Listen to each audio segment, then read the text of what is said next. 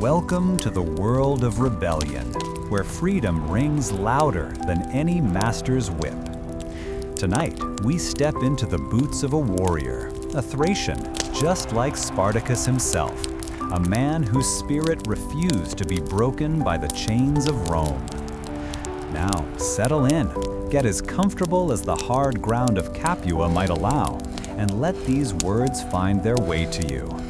Perhaps you've found a quiet corner, far from the clamor of your day. Where are you tuning in from? And what time is it where you are? Is it a gentle evening or a bright morning in your perfectly chaotic schedule? If these tales of ancient struggle resonate with you, consider joining this journey of remembrance. It's a simple click, really, to keep these stories alive.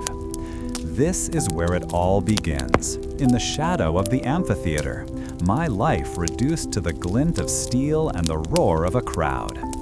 But even here, amidst the dust and despair, a spark begins to glow, fueled by the whispers of a Thracian gladiator named Spartacus, who dared to dream of a world beyond the arena. The salt-laced wind that had whipped across the Thracian plains now felt like a distant memory, a cruel jest whispered on the humid air that clung to the stone walls of Capua. When the Romans finally broke our shield wall, it wasn't with a thunderous charge, but a relentless, suffocating pressure, like the earth itself deciding to swallow us whole. I remember the rough hemp of the ropes biting into my wrists, the sharp edges of the sack pulled over my head as we were herded like cattle. My immediate thought, a primal instinct honed by years of surviving the unforgiving mountains of my homeland, was simply to breathe.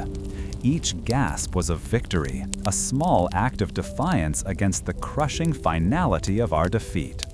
This Thracian resilience, a stubborn refusal to yield even when all hope seemed lost, was all I had left.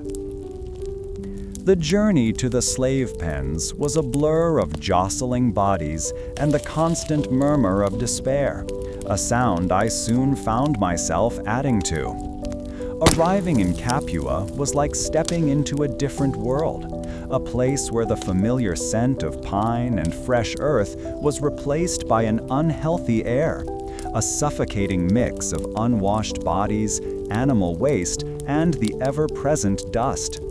The rough wool of the tunics they gave us chafed my skin, a constant reminder of my new station. Through the small openings in the barred gate, I could hear the distant clamor of the city, the shouts of vendors, the rumble of carts, the sharp clang of hammers on metal, sounds that now seemed alien and taunting, belonging to a life irrevocably lost. Within the dim confines of the pens, the reality of our captivity truly settled in. The space was cramped, forcing us into uncomfortable proximity with strangers, each man carrying the same haunted look in his eyes. My personal mission became survival, a day-by-day struggle to understand this new, brutal environment. I watched the older slaves, the ones who had been here longer, their movements slow and deliberate, their faces etched with a weariness that went beyond mere physical exhaustion. They seemed to possess a knowledge, a quiet understanding of how to navigate this hell, and I desperately sought to absorb any lesson, any hint of how to endure without breaking. The shock of capture had been immense, a physical blow that left me reeling. Yet, beneath the daze, a fierce internal conflict raged. Part of me longed to lash out, to fight against the unseen forces that had so easily overpowered me. But years of tribal discipline cautioned against such reckless acts. My Thracian heritage taught me the value of observing, of waiting for the right moment, of conserving strength. The crushing weight of lost freedom was a heavy burden, but the instinct to simply endure, to stay alive, was a more immediate and potent drive, pushing back against the despair. One sweltering afternoon, as sweat stung my eyes, a gruff voice cut through the general murmur. Another batch for the lanista, eh? The man, a wiry Gaul with a scarred face, gestured towards the barred gate. This was my first true introduction to the grim future awaiting us, gladiatorial combat. The idea was almost laughable in its absurdity, yet the fear that seized me was entirely real. To be trained to kill for the amusement of others, to become a spectacle, was a fate more terrifying than I could have imagined. I found myself torn between the desperate hope of escape and the grim necessity of learning to survive the immediate threat, a trap closing around me with each passing hour.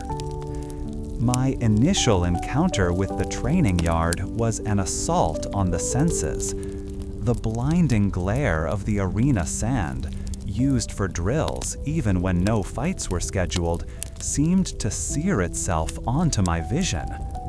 The air was filled with the sharp, stinging smell of sweat, both mine and others, as we were put through grueling exercises designed to break us. The lanista, a hulking man with a voice like grinding stones, stalked among us, his whip cracking with unnerving precision. I recall the sting of that lash, not as a severe wound, but as a constant, humiliating reminder of our subjugation.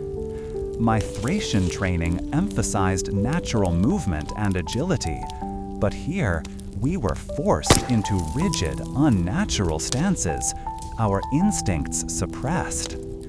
Learning the basics of Roman fighting was a humbling experience.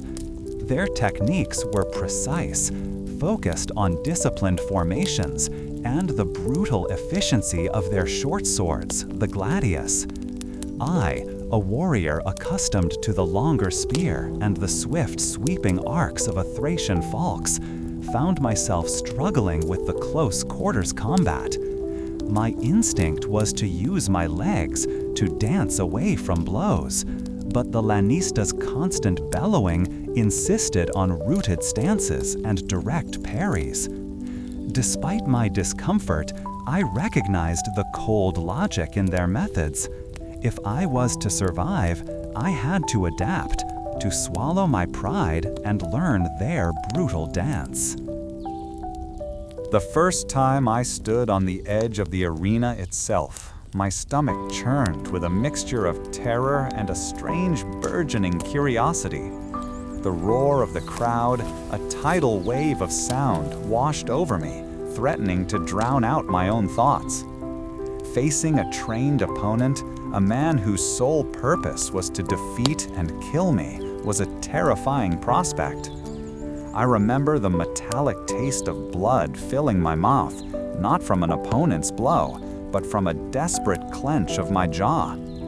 In the ensuing chaos, a moment of pure Thracian instinct, a swift sidestep, a low sweep of my leg, caught my opponent off guard. It was a near-fatal mistake on my part, a hesitation that allowed him to score a shallow cut on my arm. But my desperate defensive maneuver, a quick lunge that disarmed him, saved my life. After that initial harrowing experience, a subtle shift began to occur among the gladiators. The shared ordeal in the pens and the brutal reality of the arena forged a silent camaraderie.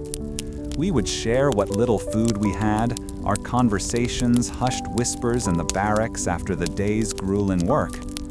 It was during these quiet moments that I first heard the name Spartacus, spoken with a mixture of reverence and fear. Rumors circulated about a Thracian, a man of great strength and spirit, who was gathering followers, dreaming of something beyond the arena, of freedom itself. It was a dangerous seed of hope, a flicker of light in the suffocating darkness. My Thracian knowledge of terrain and movement, though suppressed in formal training, began to resurface in unexpected ways. During staged fights in the yard, designed to showcase our skills to potential buyers, I found myself using feints and quick, unpredictable shifts of weight that disoriented my opponents. I remember surprising the lamista himself during a practice bout with a move that mimicked the sudden burst of a mountain cat, allowing me to slip past his guard. This application of my natural combat style, while earning me extra lashings, also garnered nods of respect from some of the other gladiators and a flicker of grudging admiration from our tormentors, who recognized a dangerous talent. The whispers of Spartacus and the growing discontent among us began to coalesce into a dangerous plan. The decision to escape was not made lightly. The consequences of failure were dire, meaning not just death, but a slow, agonizing end. Yet the thought of a life spent in servitude, or worse, dying in the arena, became unbearable. A small group of us, bound by shared suffering and a desperate yearning for freedom, began to plot. The complexity of the ludus, the gladiatorial school, at night was daunting, but our shared goal lent us a focus we had never known. Learning the value of trust and coordinated action became paramount, as one wrong step, one careless sound could betray us all. As we moved through the shadows of the ludus, the night air, blessedly cool after the day's oppressive heat, offered a small respite. The rough texture of the stone beneath my bare feet was a familiar sensation, yet the stakes were unimaginably higher than any patrol I had ever conducted in my homeland. We navigated darkened corridors, the silence broken only by the frantic beating of our own hearts and the distant, reassuring scent of wood smoke from a guard's brazier. The raw scent of fear was palpable, a shared aroma that hung between us, urging us onward. My immediate mission was to reach the outer wall, a daunting task that required precision and absolute silence. The journey towards Mount Vesuvius was a stark contrast to the confines of the ludus. The Italian countryside, rugged and unforgiving, tested our endurance with every step. We moved by night, sleeping in hidden ravines and dense thickets during the day, constantly evading Roman patrols. Finding enough food and clean water became a daily struggle, and the bitter taste of meager rations was a constant companion.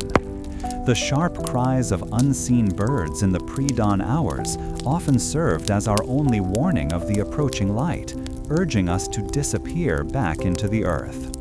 The sheer physical exhaustion was immense, but with each passing day, the growing excitement of joining Spartacus's burgeoning force fueled our weary limbs. Finally, we reached the foothills of Vesuvius, a place that felt both wild and protective. It was there, around a hidden campfire, that I first truly met Spartacus. His presence was commanding, his voice deep and resonant, carrying a quiet strength that seemed to inspire everyone who heard it. Observing him, I began to grasp the immense scale of the rebellion he was forging. A mosaic of freed slaves, desperate peasants, and men like myself, all drawn to his vision of a life free from Roman chains. The warmth of camaraderie around that fire, a stark contrast to the cold isolation of our former lives, was a powerful thing. And the distant sound of temple bells, usually associated with Roman order, now seemed to carry a different meaning, a symbol of the old ways we were leaving behind. Participating in our first real skirmish against Roman forces was a jarring experience. The guttural cries of battle, the clash of steel on steel, was a harsh, brutal symphony that resonated deep within me. I found myself falling back into Thracian tactics, leading small groups in quick ambushes, using the natural dips and rises of the terrain to our advantage, much to the surprise of the more conventionally trained rebels. The acrid smoke of burning farmsteads, a regrettable but often necessary part of our strategy to deny resources to the Romans, stung my eyes, adding to the discomfort of the fight.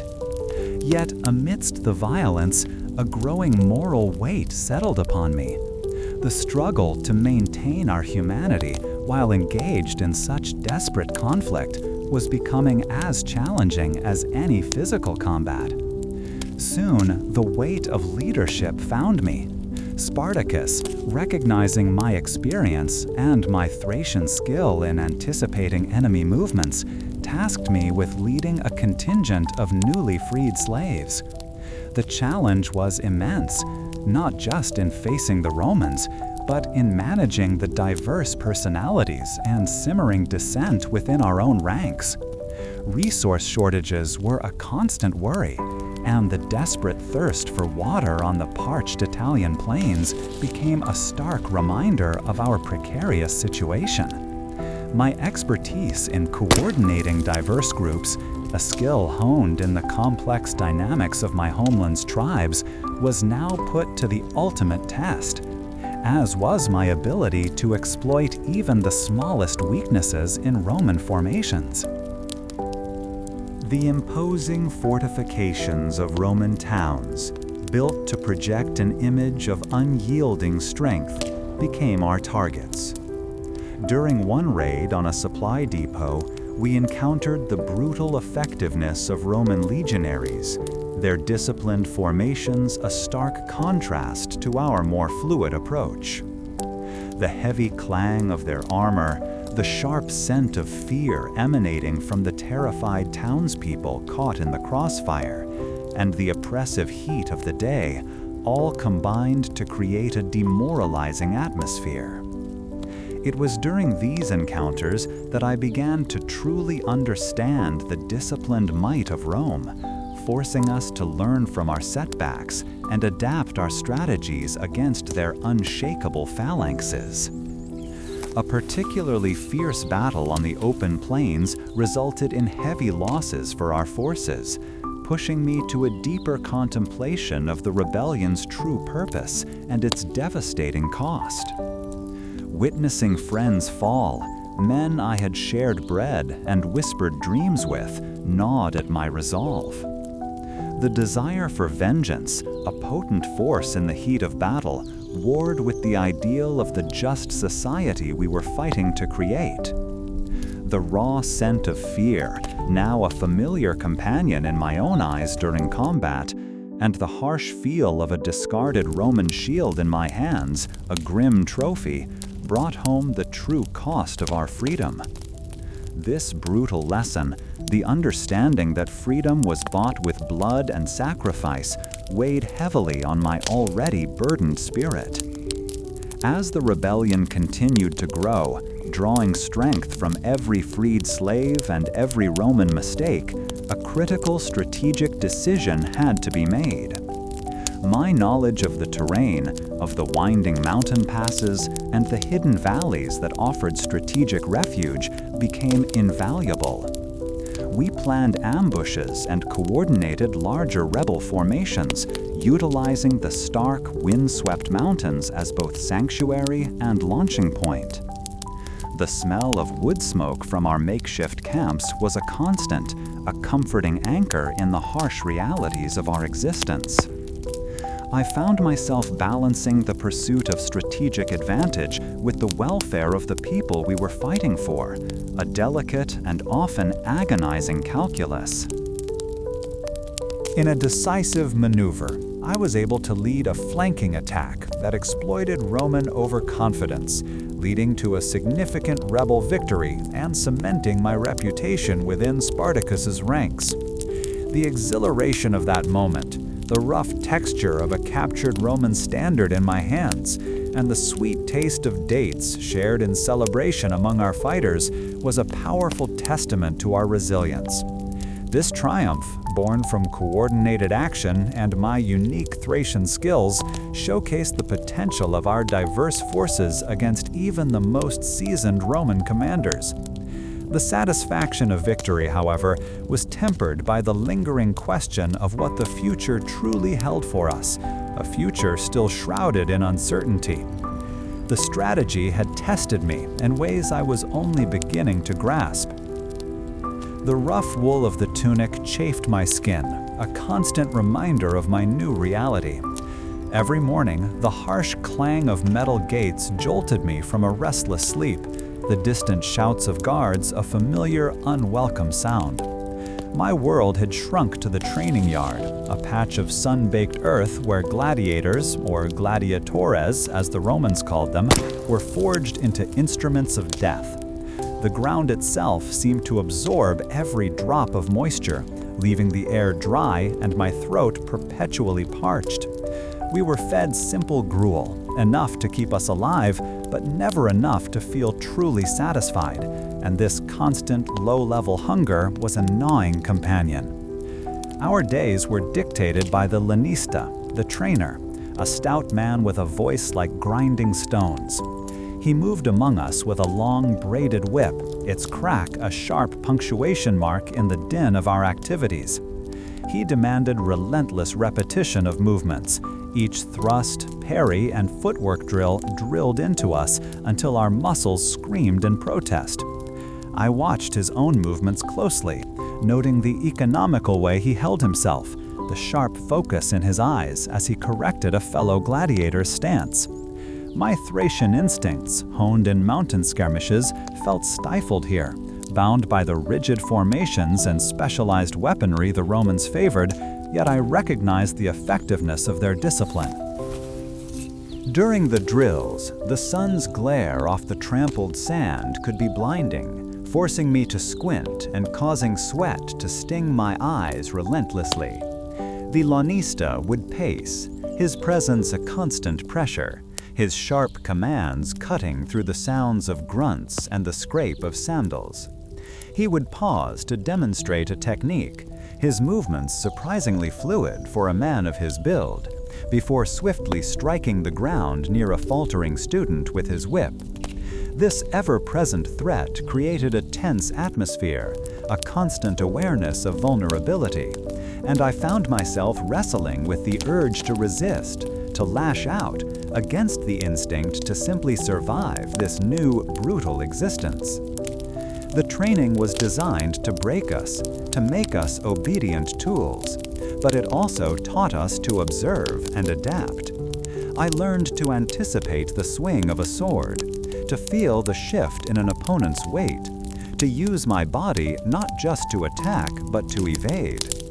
The Romans favored heavy armor and powerful direct attacks, a stark contrast to the more agile, evasive fighting styles of my homeland. My own Thracian ways of fighting, relying on swift movements and using the terrain, felt out of place here.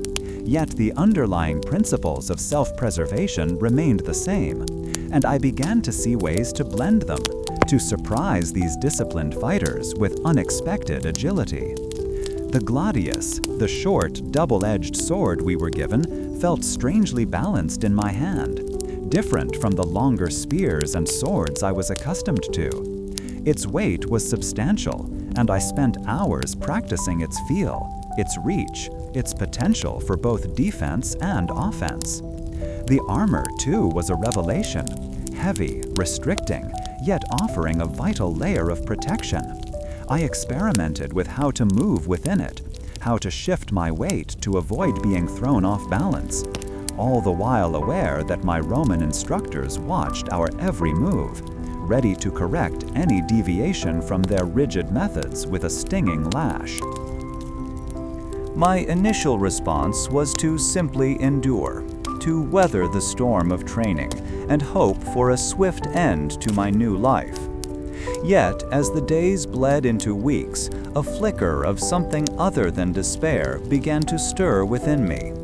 I saw it in the eyes of some of the other gladiators, a shared understanding forged in the crucible of our shared captivity.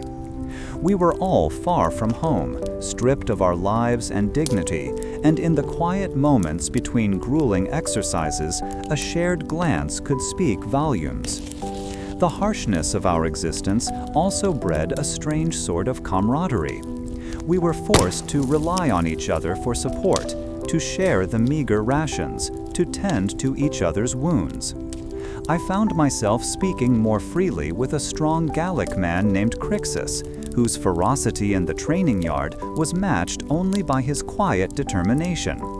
He spoke of home, of freedom, in hushed tones, and these conversations planted seeds of hope, suggesting that our present circumstances were not necessarily our final destination. During these exchanges, fragmented tales began to surface, whispers of a man named Spartacus, a fellow Thracian, who had escaped this very life of servitude and was gathering others like us in the wilderness. These were not stories to be spoken loudly, for the walls had ears, but they were enough to ignite a dangerous longing. The idea that escape was not just a wild dream, but a possibility, a concrete plan being formed by someone with our shared background, began to take root. The constant fear of the arena, the primal terror of facing a man whose only goal was to kill you, was a powerful motivator. My first true combat against a hulking Gaul who had been a gladiator for years had been a blur of desperation. I remembered the jarring impact of his shield against mine, the sharp, metallic taste of blood in my mouth from a shallow cut across my arm, and the dizzying sensation of the ground spinning as I narrowly avoided a fatal blow. My Thracian agility had saved me then, allowing me to slip away from his powerful swings, but I knew that raw survival was not enough. To truly survive, I needed to understand their ways, to learn the rhythm of their drills, to anticipate their moves with a precision that went beyond mere instinct. This meant suppressing my own Thracian warrior pride, swallowing the humiliation of being treated as livestock, and absorbing every lesson, no matter how brutal. The thought of facing another fight, of stepping into that arena again, sent a chill down my spine. But I recognized that this struggle, this painful process of adaptation, was the only path forward to any semblance of control over my own fate. The stark reality of our situation pressed down, a heavy blanket over our spirits. We were property, destined to fight and die for Roman amusement. Yet, as I practiced the relentless drills, the lanista's whip cracking a constant reminder of our bondage, I began to feel a subtle shift within myself. My body, though often sore and bruised, was becoming stronger, more attuned to the demands of combat. This hardening of resolve, born from hardship, was a new kind of strength, one that whispered of a future beyond the arena walls, a future where our lives might once again be our own. This encounter with the relentless discipline of the ludus lingered in my thoughts. The stale air of the holding pens still clung to my senses, a constant reminder of the crushing reality of our captivity. Yet, beneath that suffocating blanket, a flicker of something akin to hope had begun to ignite in the shadowed corners of the ludus. We had survived the initial shock, the raw terror of being torn from our homes and hurled into this brutal existence. My Thracian spirit, forged in harsher lands, had taught me the necessity of enduring, of watching, and of waiting. Each day in the sand-filled training yards was a lesson, not just in the Roman ways of fighting, but in the subtle currents of desperation and defiance that flowed between the men forced to call this place home. The lanista, a burly man whose voice seemed permanently etched with the harshness of his profession, would drive us through endless drills. His whip cracked like a viper's tongue, a constant threat that kept us moving even when our muscles screamed in protest. I learned to read the shifting sand, the way it yielded underfoot, the subtle differences in the feel of borrowed armor against my skin, which was still more suited to the open plains than these tight confines. My own Thracian weapons, the curved sword and stout shield, were long gone, replaced by the gladius and the rectangular scutum. These Roman tools felt alien, their balance unfamiliar, yet I forced myself to understand them, to make them an extension of my will, not just a burden. The gladiatorial school, or ludus, was a world unto itself, a microcosm of Roman power built upon the shattered lives of men like myself. We were branded, owned, and trained for the amusement of others. The glares of the wealthy patrons who sometimes visited the training grounds were like sharp stones against my resolve. They saw us not as men, but as instruments of their entertainment, pawns to be gambled with in the grand theater of the arena. This realization did little to ease the gnawing fear that coiled in my gut, a constant companion to the ache in my limbs. During the grueling exercises, I often found myself observing the other gladiators, men from a dozen different lands, each with their own story of capture and despair. There was the Gaul, whose immense strength was matched only by his fiery temper, and the Syrian, whose quiet demeanor hid a sharp intellect. We spoke little, our shared predicament a silent language, but the glint in our eyes, the way we instinctively shielded each other from the Lanista's more excessive punishments, spoke volumes. These unspoken bonds were fragile things, like dew on a spider's web, but they offered a glimmer of warmth against the cold stone of our reality. During the grueling exercises, I often found myself observing the other gladiators, men from a dozen different lands, each with their own story of capture and despair. There was the Gaul, whose immense strength was matched only by his fiery temper, and the Syrian, whose quiet demeanor hid a sharp intellect. We spoke little, our shared predicament a silent language, but the glint in our eyes, the way we instinctively shielded each other from the Lanista's more excessive punishments, spoke volumes.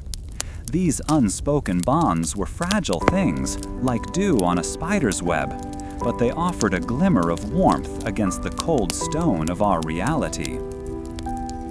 The Lanista, a man named Batiatus, was known for his severity, and the whispers among the slaves confirmed his reputation. He demanded absolute obedience, and the lash was his preferred method of persuasion. I learned early on that direct defiance brought only swifter, more painful retribution. So I learned to bend, to feign compliance, while my mind worked furiously, always searching for an opening, a weakness. It was a dangerous game, balancing survival with the burning desire for something more, for the freedom I had once taken for granted. One evening, after a particularly brutal day of training, the Gaul and I shared a moment of quiet near the barracks. He spoke of his homeland, of the wild forests and the spirits of his ancestors. He confessed a deep weariness, a longing to return to his people. It was then, amidst his hushed lament, that he mentioned rumors he had overheard from the stable hands, tales of a Thracian gladiator named Spartacus, a man who harbored a dangerous dream of freedom, a dream that resonated deeply with the silent yearning in all our hearts. The training had prepared us for combat in the arena, but not for the kind of fight that Spartacus was said to be envisioning. We were taught to face one man, or a small group, in a controlled environment. The idea of facing entire Roman legions, of turning the tables on our captors, seemed like madness. Yet, the seed of that madness, planted by Spartacus's name, began to grow in the fertile ground of our shared misery. It was a hope that felt as perilous as it was intoxicating, a dream that could easily lead to our utter annihilation. The first time I stepped onto the arena sand, the sheer roar of the crowd was like a physical blow. The dazzling sunlight seemed to strip away all but the most primal instincts. Before me stood a seasoned gladiator, his armor glinting, his practiced stance radiating confidence. My own body felt stiff, my breath shallow, as I gripped the unfamiliar gladius. I remembered the words of a veteran slave who had been forced to fight before me. Hesitate and you die. My training kicked in, the hours of drills and the inherent Thracian instinct for survival guiding my hands. I parried a vicious thrust, the jarring impact traveling up my arm.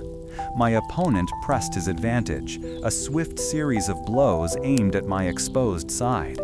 I stumbled back, the sand gritty beneath my worn sandals, and felt a sharp sting as his blade grazed my leg. A metallic taste filled my mouth as I tasted my own blood, thin but present. In that moment, a surge of primal energy coursed through me. I saw not just my opponent, but the entire weight of my captivity, the years of servitude, the lost faces of my family. My Thracian agility, honed by years of hunting and skirmishing, allowed me to twist away from his next strike, creating a sliver of an opening. I lunged, not with the calculated precision of a Roman soldier, but with the desperate ferocity of a cornered wolf. My gladius found its mark, and my opponent fell. The crowd's roar intensified, a terrifying wave of sound that washed over me. I stood there, breathing heavily, the sting of my wound a stark reminder of how close I had come to meeting my end. I had survived. I had killed. The victory felt hollow, tainted by the grim necessity of it all. Yet a subtle shift had occurred within me. The fear remained, but it was now tempered by a hardened resolve. The arena had not broken me. It had, in a strange and terrible way, begun to shape me into something new, something that Spartacus's whispers had hinted at the possibility of becoming. The shared meal of lentils and coarse bread that night tasted different. The usual silence in the barracks was replaced by a low hum of conversation, the men replaying the day's events, their near-death experiences, and the surprising outcome of my own bout. The Gaul clapped me on the shoulder, his gruff praise a rare and welcome sound. This camaraderie, born of shared danger and mutual respect, was a new and potent force, a stark contrast to the isolation I had felt just days before. The shared meal of lentils and coarse bread that night tasted different. The usual silence in the barracks was replaced by a low hum of conversation, the men replaying the day's events, their near-death experiences, and the surprising outcome of my own bout. The Gaul clapped me on the shoulder, his gruff praise a rare and welcome sound. This camaraderie, born of shared danger and mutual respect, was a new and potent force, a stark contrast to the isolation I had felt just days before. The shared meal of lentils and coarse bread that night tasted different. My professional expertise, honed through years of rigorous Thracian training, had been tested and proven, albeit in a Roman arena. My understanding of movement, of finding an opponent's balance and exploiting it, was something the Roman methods had only partially prepared me for.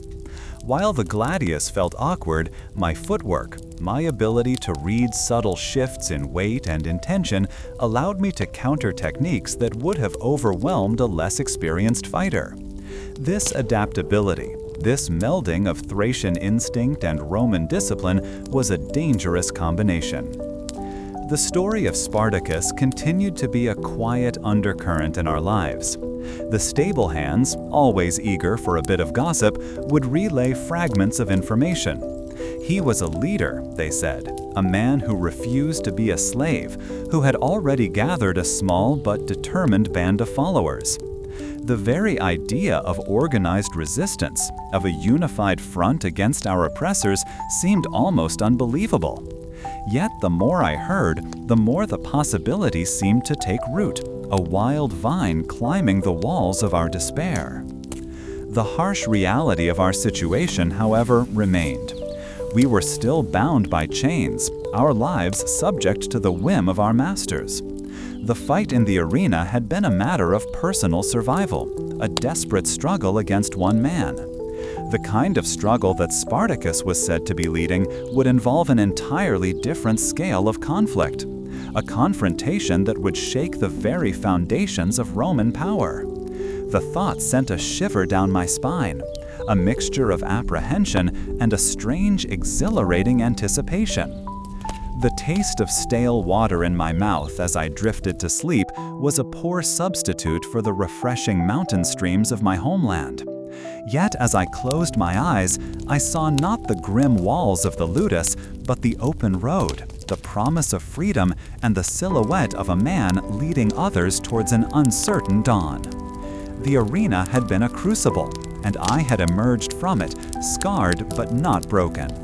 The path ahead was shrouded in darkness, but for the first time since my capture, I felt a stirring within me, a readiness to face whatever trials lay ahead, not just for my own survival, but for something far greater.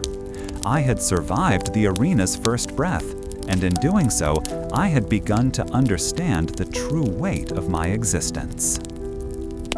I had witnessed the stark reality of survival, and in its harsh light, begun to see the possibility of a different future. The days in Capua began to blur into a relentless cycle of drills and exhaustion. After the initial shock of the arena's sand still clung to my rough-spun tunic, I found myself pushed further into the routine of the ludus, the gladiatorial training school. My Thracian upbringing had taught me resilience, but nothing truly prepared me for the constant demands of the lanista, our trainer. His voice, a rough rasp honed by years of shouting commands, seemed to follow me even in the brief moments of rest between bouts. We practiced with wooden swords, the sting of them against flesh a mere prelude to the real blades. I paid close attention, however, to how the Romans moved, their weight shifts and their guards, so different from the fluid, unpredictable styles of my homeland. The glare from the training yard sand often stung my eyes, and sweat trickled down my face, finding its way into my mouth with a salty taste. Each lash of the trainer's whip against the back of a struggling gladiator served as a stark reminder of our precarious existence. I learned quickly that obedience, however humiliating, was a vital tool for survival, a bitter lesson for one who had once known the open plains and the freedom of the hunt. Yet even in this subjugation, a spark of defiance began to glow, fueled by the shared glances with other captives who bore the same weariness and unspoken anger in their eyes. This shared suffering, I realized, was creating a strange kind of fellowship. It was in the cramped barracks, after a day of grueling practice, that the first whispers began to reach me. While we shared a simple meal, a rough stew of beans and barley, the low murmur of voices carried tales of discontent, of men chafing under Roman rule not just in the ludus, but across the land. These were not loud pronouncements, but hushed exchanges, like dry leaves rustling before a storm. One name, spoken with a mix of fear and reverence, surfaced more often than others: Spartacus. He was a Thracian, like myself, but one who had apparently broken free from his own bonds and was gathering others to his cause. Hope, a fragile thing that had nearly withered in the grim confines of Capua, began to unfurl within me. I started to observe my fellow gladiators more closely, noticing the subtle signs of shared resistance, a delayed response to a command, a shared look of defiance when the lanista turned away. There was a Gaul named Crixus, broad and strong, whose stoic silence hid a fierce pride. Anetans, Sicinius, possessed a quick wit and an even quicker hand with a dagger, though his usual bravado seemed tempered by a new kind of purpose. These bonds, forged in shared hardship and the nascent dream of freedom, felt more genuine than any alliance I had known before. During one particularly arduous training session, our lanista tasked us with disarming each other using blunt training spears. I remembered the Thracian tactic of using an opponent's momentum against them, a move that involved a quick sidestep and a pull at the right moment. Instead of meeting the charge head-on, I shifted my weight, letting the lunging gladiator's own force carry him past me, and then used my spear shaft to hook his arm, drawing him off balance. The unexpected effectiveness of this maneuver, so different from the Romans' direct approach, earned me a surprised grunt from the lanista and a flicker of respect from some of the other gladiators. This small success emboldened me to try more subtle applications of my native skills. I discovered that by using the unevenness of the training ground, feigning stumbles or unexpected shifts in direction, I could disrupt the practiced formations of my sparring partners. It wasn't about brute strength, but about reading the flow of movement, a skill deeply ingrained from years of hunting and fighting in the wild lands of Thrace. Each time I managed to outmaneuver someone using these techniques, a sense of pride, mingled with the lingering humiliation of my chains, settled within me, reinforcing the idea that our own ways still held value. As these whispers of Spartacus grew louder, a deep yearning for escape began to consume my thoughts. The sheer terror of the arena, the thought of facing death for the amusement of Romans, became unbearable. I found myself torn between the ingrained instinct for survival, which dictated obedience, and the growing conviction that our lives were worth more than this brutal existence. The tales of Spartacus were not just stories of escape. They were promises of a different life, a chance to reclaim the honor and freedom that had been stolen from me. This internal struggle, the battle between resignation and rebellion, became a constant companion. The shared suffering in the barracks had, by necessity, created a degree of trust among some of us. We began to speak more openly, cautiously at first, about the possibility of breaking free. It was in these hushed conversations, often held in the dim light before sleep claimed us, that the name Spartacus became a beacon. He was seen not just as a warrior, but as a man who understood our plight, a man who offered a real chance at freedom. The thought that our skills, honed for Roman entertainment, could be turned against our captors was a powerful and intoxicating notion, planting the seeds of a daring plan. This burgeoning hope, however, was tempered by the immense danger of our situation. The ludus was a well-guarded establishment, and any attempt at escape would be met with swift and brutal punishment. Yet, the thought of a future where we were not mere tools for Roman amusement, where we could live as free men, became an increasingly powerful motivator. The seeds of rebellion, sown in the shared hardship and whispered conversations, were beginning to take root, promising a path forward, however perilous, away from the gladiator's life. My Thracian instinct for action, dormant for too long, began to stir with a new purpose. My Thracian knowledge of terrain and quick thinking had led me to this unexpected moment. The rough, borrowed armor chafed my skin, a constant reminder of my servitude. Yet it felt less like a burden than a shield forged from my humiliation. During my time in the ludus, the gladiatorial training school, I had learned to adapt. My Thracian upbringing, with its emphasis on swift movement and understanding the land, proved surprisingly useful even within the confines of their structured drills. The lanista, our trainer, a burly man whose voice cracked like a whip, often grew frustrated with my unconventional approaches to combat. He favored brute force and predictable patterns, while I looked for openings, for ways to use an opponent's own momentum against them, much like a hunter stalks prey through familiar woods. This instinct for the terrain, for the subtle shifts that signal advantage, was something the Romans did not fully grasp. In the training yard, where we practiced with wooden swords, I began to subtly employ these Thracian tactics. Instead of meeting a charge head-on, I'd feint left, drawing my opponent past the intended line, then pivot quickly, using the slight unevenness of the packed earth to throw them off balance. These small maneuvers, while seemingly minor, often resulted in them stumbling or losing their footing, much to the annoyance of the lanista. He saw it as disrespect, as defiance of his strict methods, but for me, it was a flicker of my former self, a spark of my own way of fighting. igniting within the cage of Roman discipline.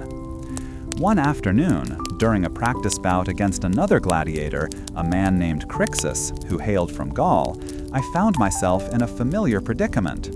He was larger, stronger, and swung his practice rudis, a wooden sword signifying a trainer, with brute power.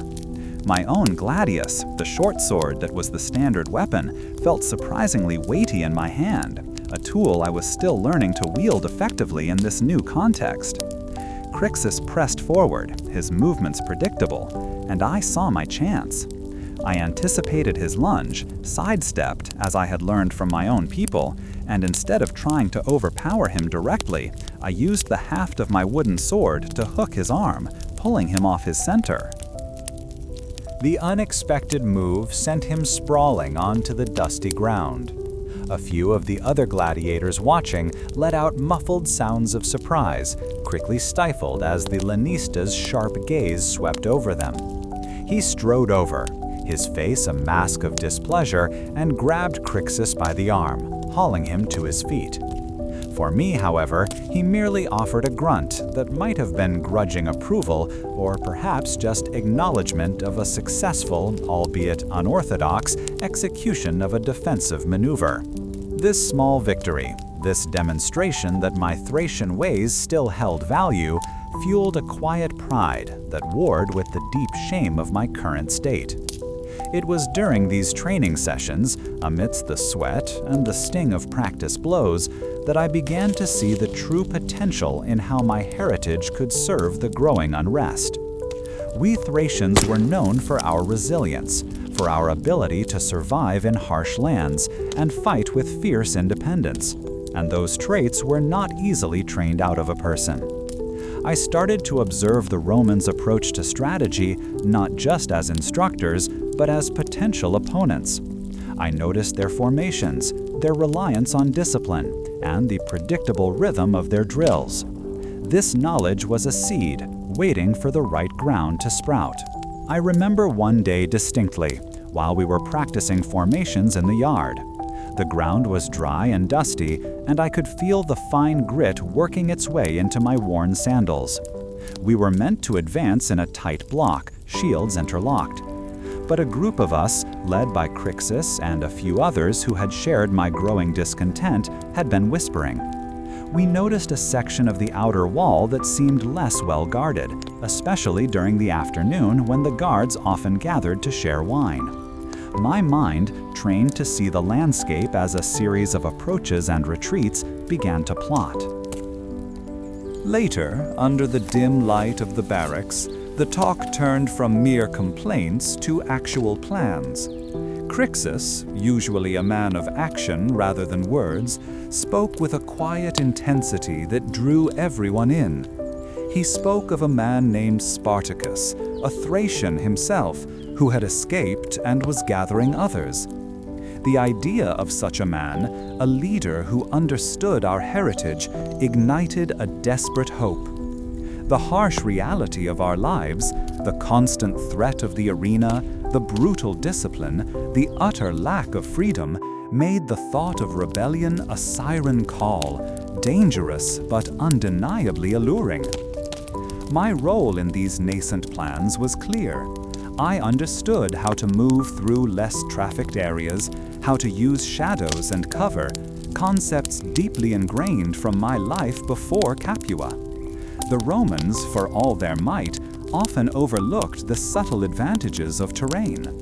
They marched on roads, fought in open fields, and seemed to view the land as simply a backdrop to their legions. But I saw it as a partner, a weapon even.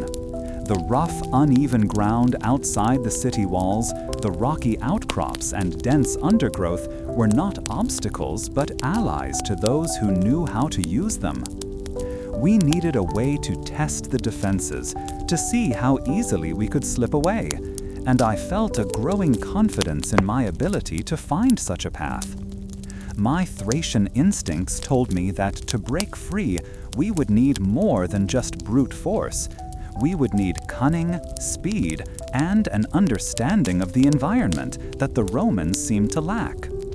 I started taking note of the drainage ditches around the ludus, the blind spots in the patrols, the times when the guards seemed most lax. These were not skills taught in any gladiatorial school, but they were skills that might just keep me alive and lead me towards freedom. The gladiatorial gladius, that short Roman sword, felt foreign at first, its weight and balance different from the spear and shield I was accustomed to. Yet practicing with it, learning its deadly arc, also felt like a form of reclamation. Each successful parry, each well-aimed thrust during training, chipped away at the crushing humiliation of my enslavement. It was a strange paradox. Learning to kill for Roman entertainment was also teaching me how to defend myself, how to survive, and perhaps, eventually, how to fight for something more.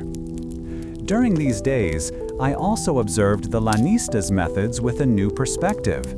He would often scold us for our eagerness, for what he called a lack of discipline. But I saw our eagerness not as a failing, but as a desperate thirst for freedom, a primal urge that no amount of training could extinguish.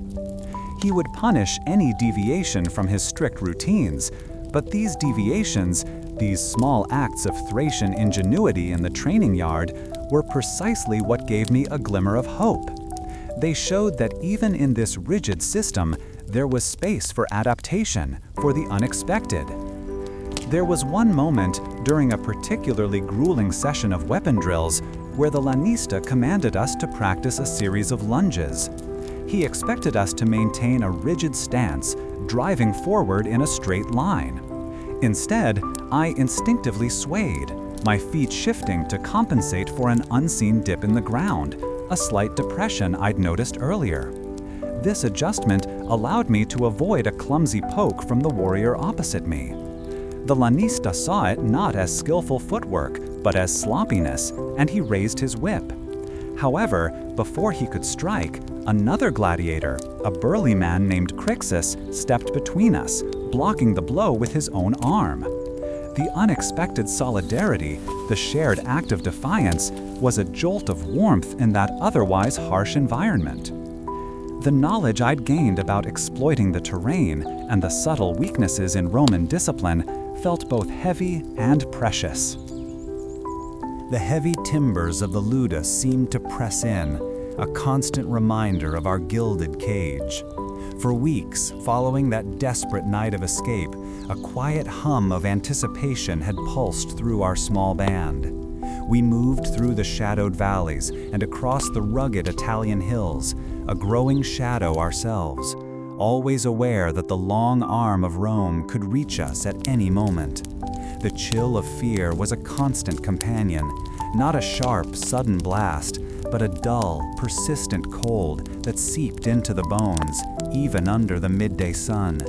My hands, calloused from years of training and now rougher from the constant struggle for survival, still remembered the feel of the gladiatorial weapons, but they now gripped a crude spear fashioned from a sturdy branch and sharpened stone.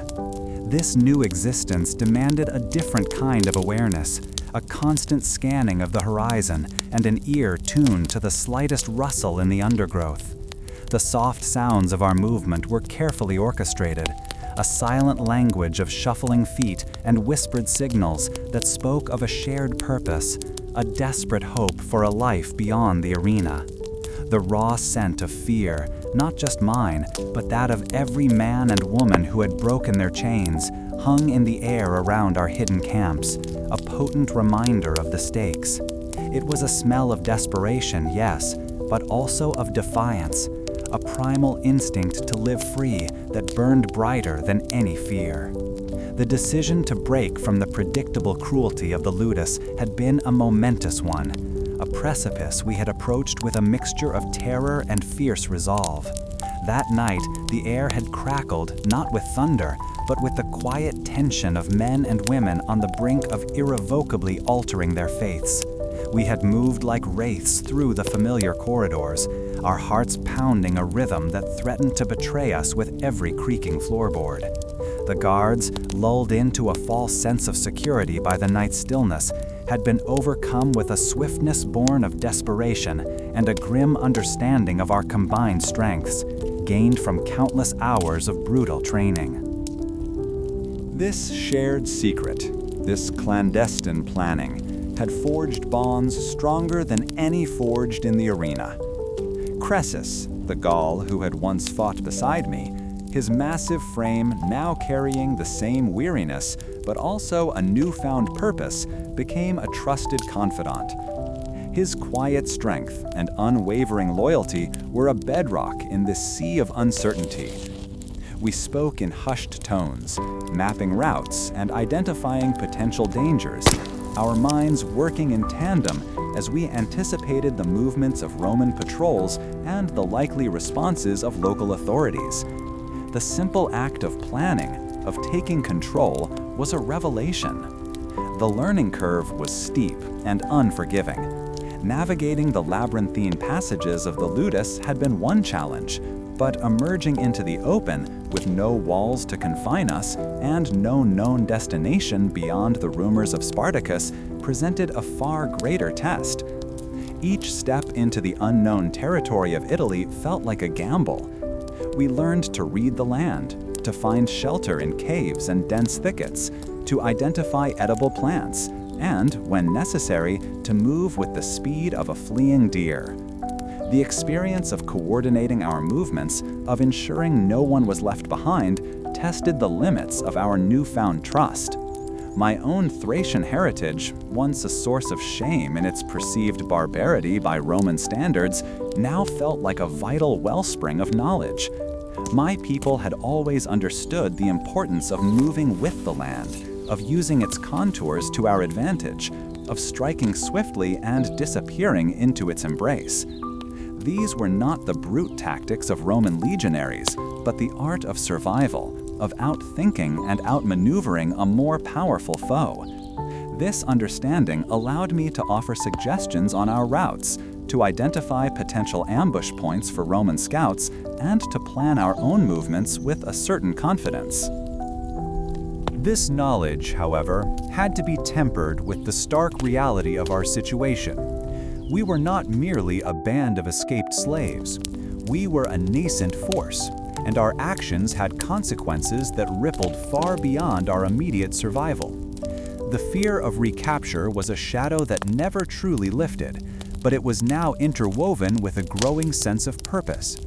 The choice to flee the ludus had been a choice to embrace a dangerous freedom, and that freedom demanded a constant vigilance, a willingness to adapt and to learn from every encounter, every near miss.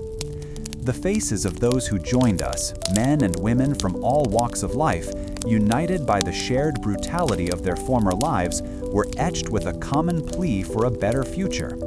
We shared meager rations, the taste of dried fruit and hard bread, a stark contrast to the often unpleasant but plentiful meals of the ludus. Yet in that shared hardship, there was a warmth that transcended the physical discomfort. We were no longer individuals defined by our chains, but a collective bound by the audacious dream of a life where we answered to no master. As we moved south, the whispers of Spartacus grew louder, transforming from mere rumor into the promise of a genuine leader, a man who had already dared to defy Rome and gathered others to his cause. This growing movement offered a beacon of hope, a chance to transform our individual acts of defiance into a unified rebellion.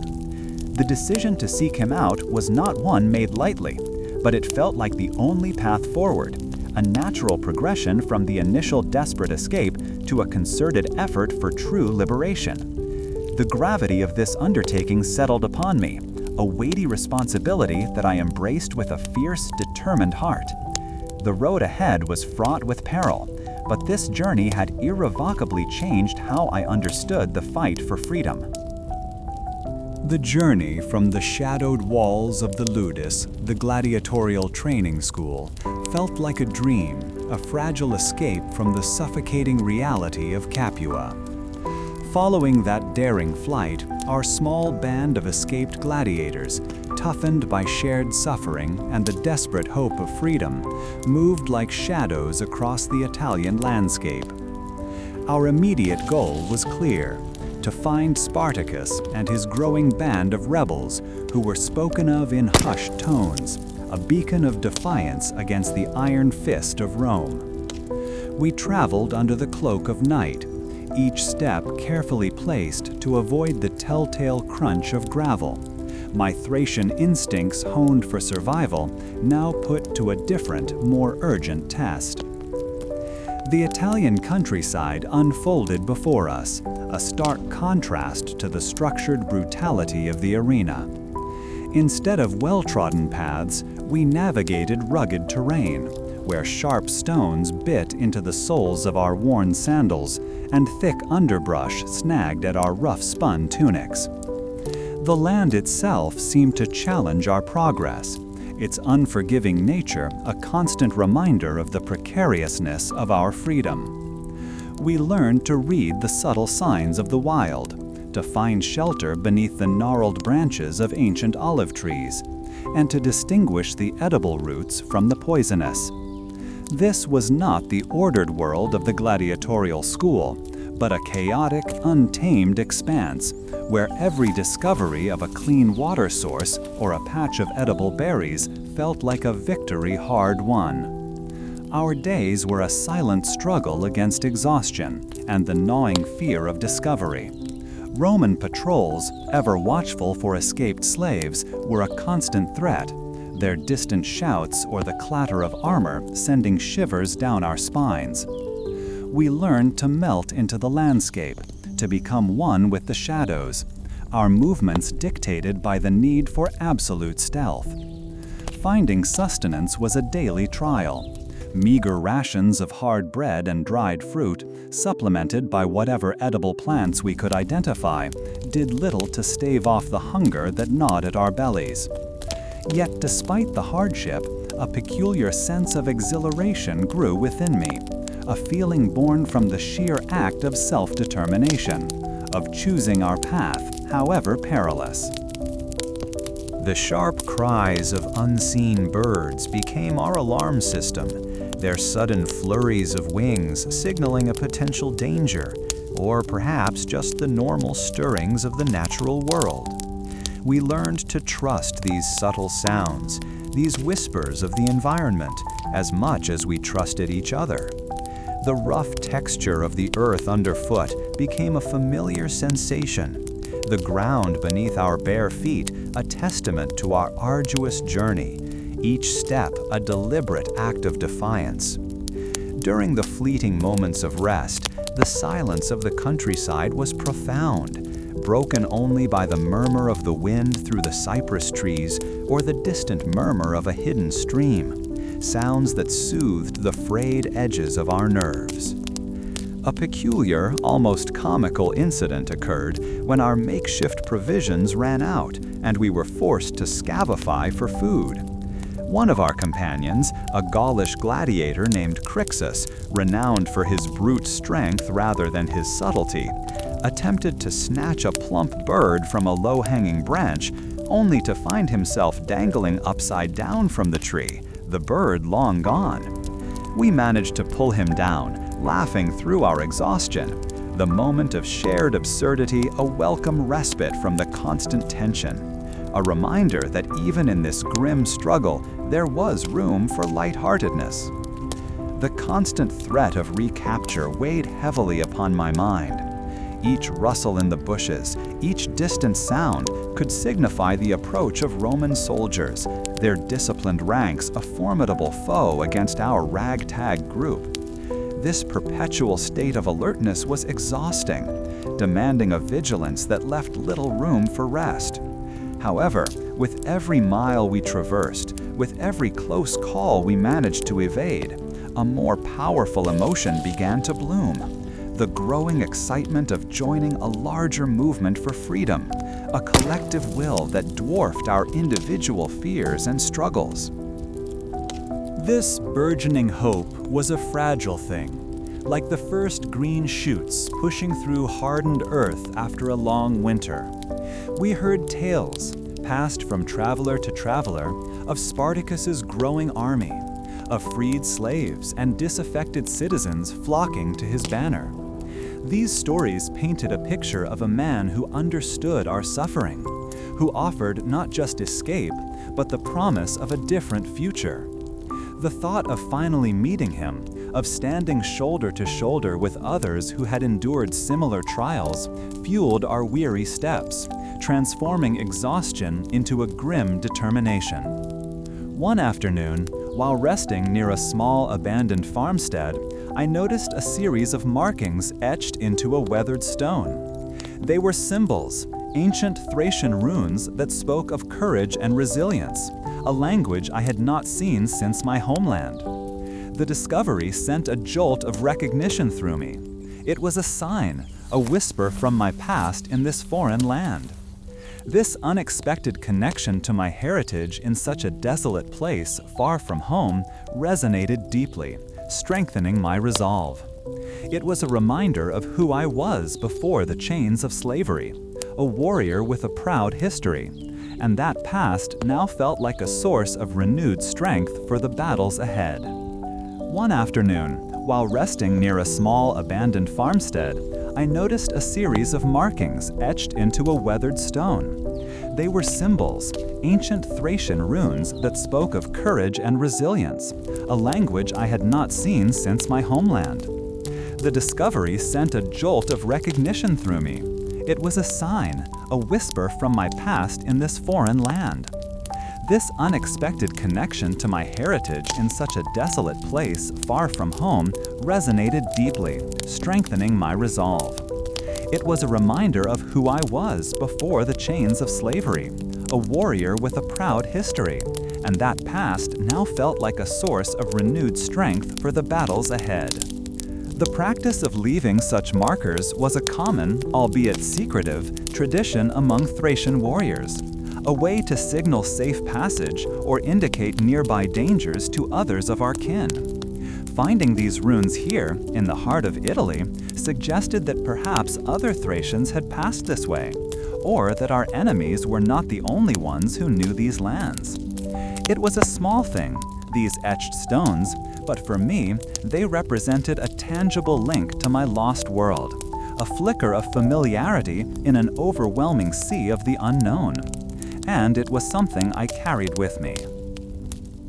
As we continued our journey, the terrain began to shift, the rolling hills giving way to steeper inclines and rocky outcrops. We were approaching the region where Spartacus was said to have made his stand, the imposing silhouette of Mount Vesuvius, a distant yet increasingly palpable presence on the horizon. The sheer physical effort of climbing these slopes, often with scant food and water, tested our endurance to its limits. My Thracian upbringing, accustomed to the rugged mountains of my homeland, allowed me to navigate these challenges with a relative steadiness, though the exhaustion was still a constant companion.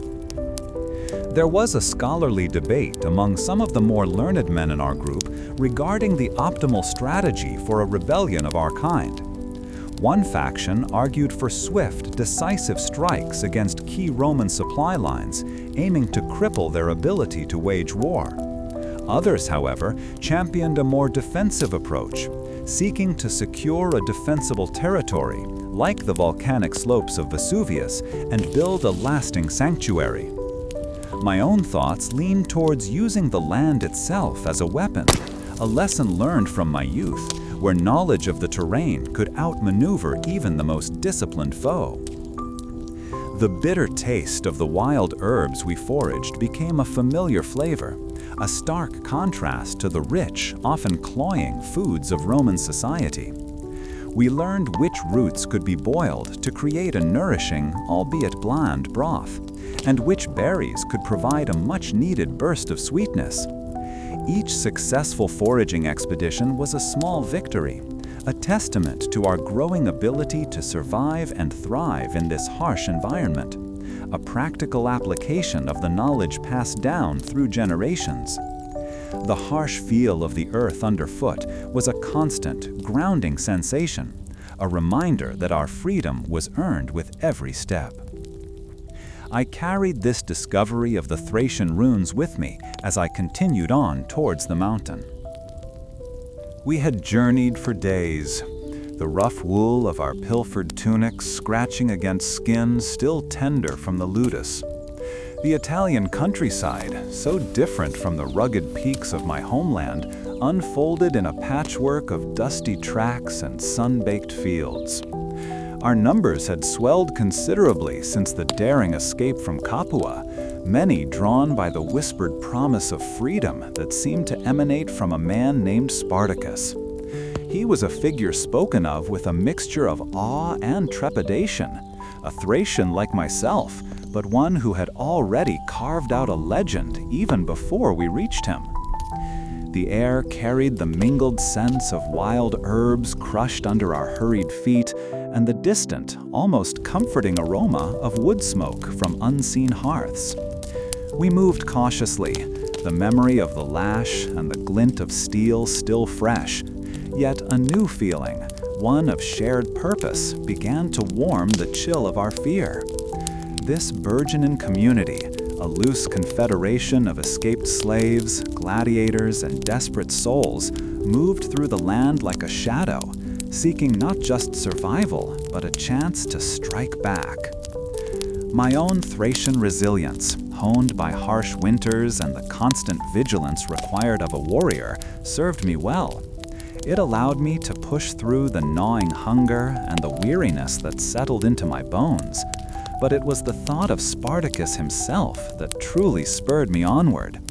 Tales of his strength, his cunning, and his unyielding spirit had preceded him, painting a picture of a leader who understood our pain and our yearning for something more than mere existence.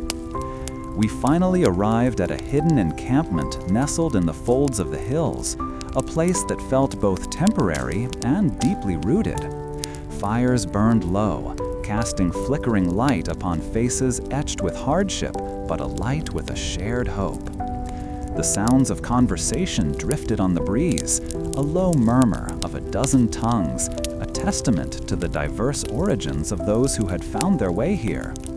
I heard snippets of Latin, Greek, and languages I did not recognize, all bound together by the common thread of their subjugation and their shared aspiration for liberty.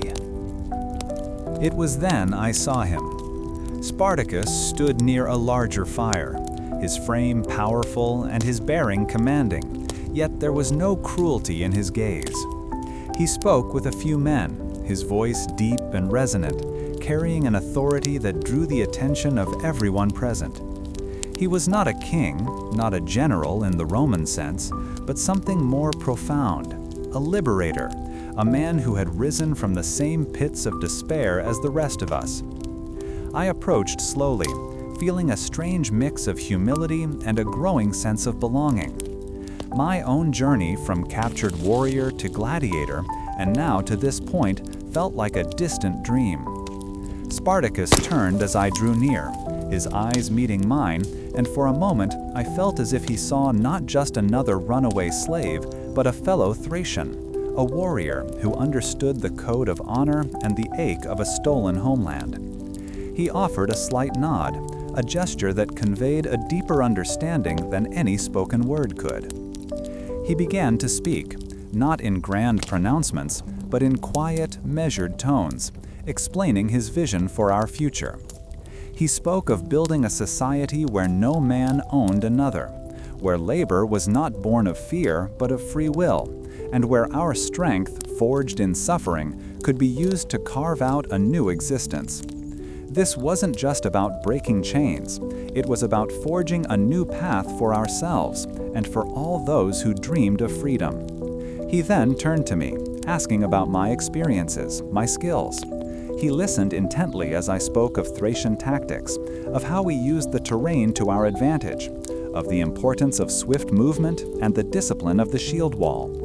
His questions were insightful, demonstrating a keen understanding of warfare and a genuine interest in incorporating our diverse strengths into a cohesive fighting force.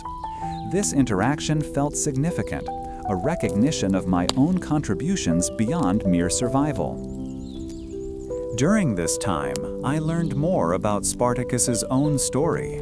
how he had been a soldier, even a mercenary for Rome, before his enslavement.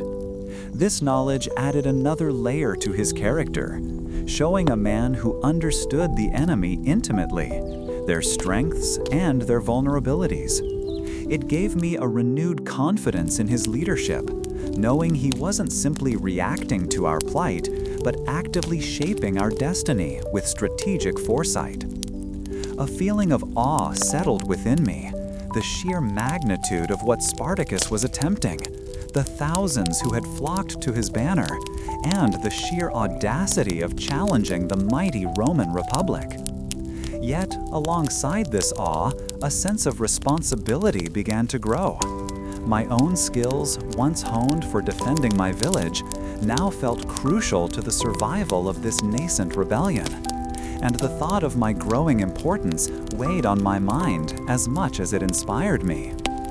The camaraderie around the campfires was palpable, a warmth that extended beyond the flickering flames.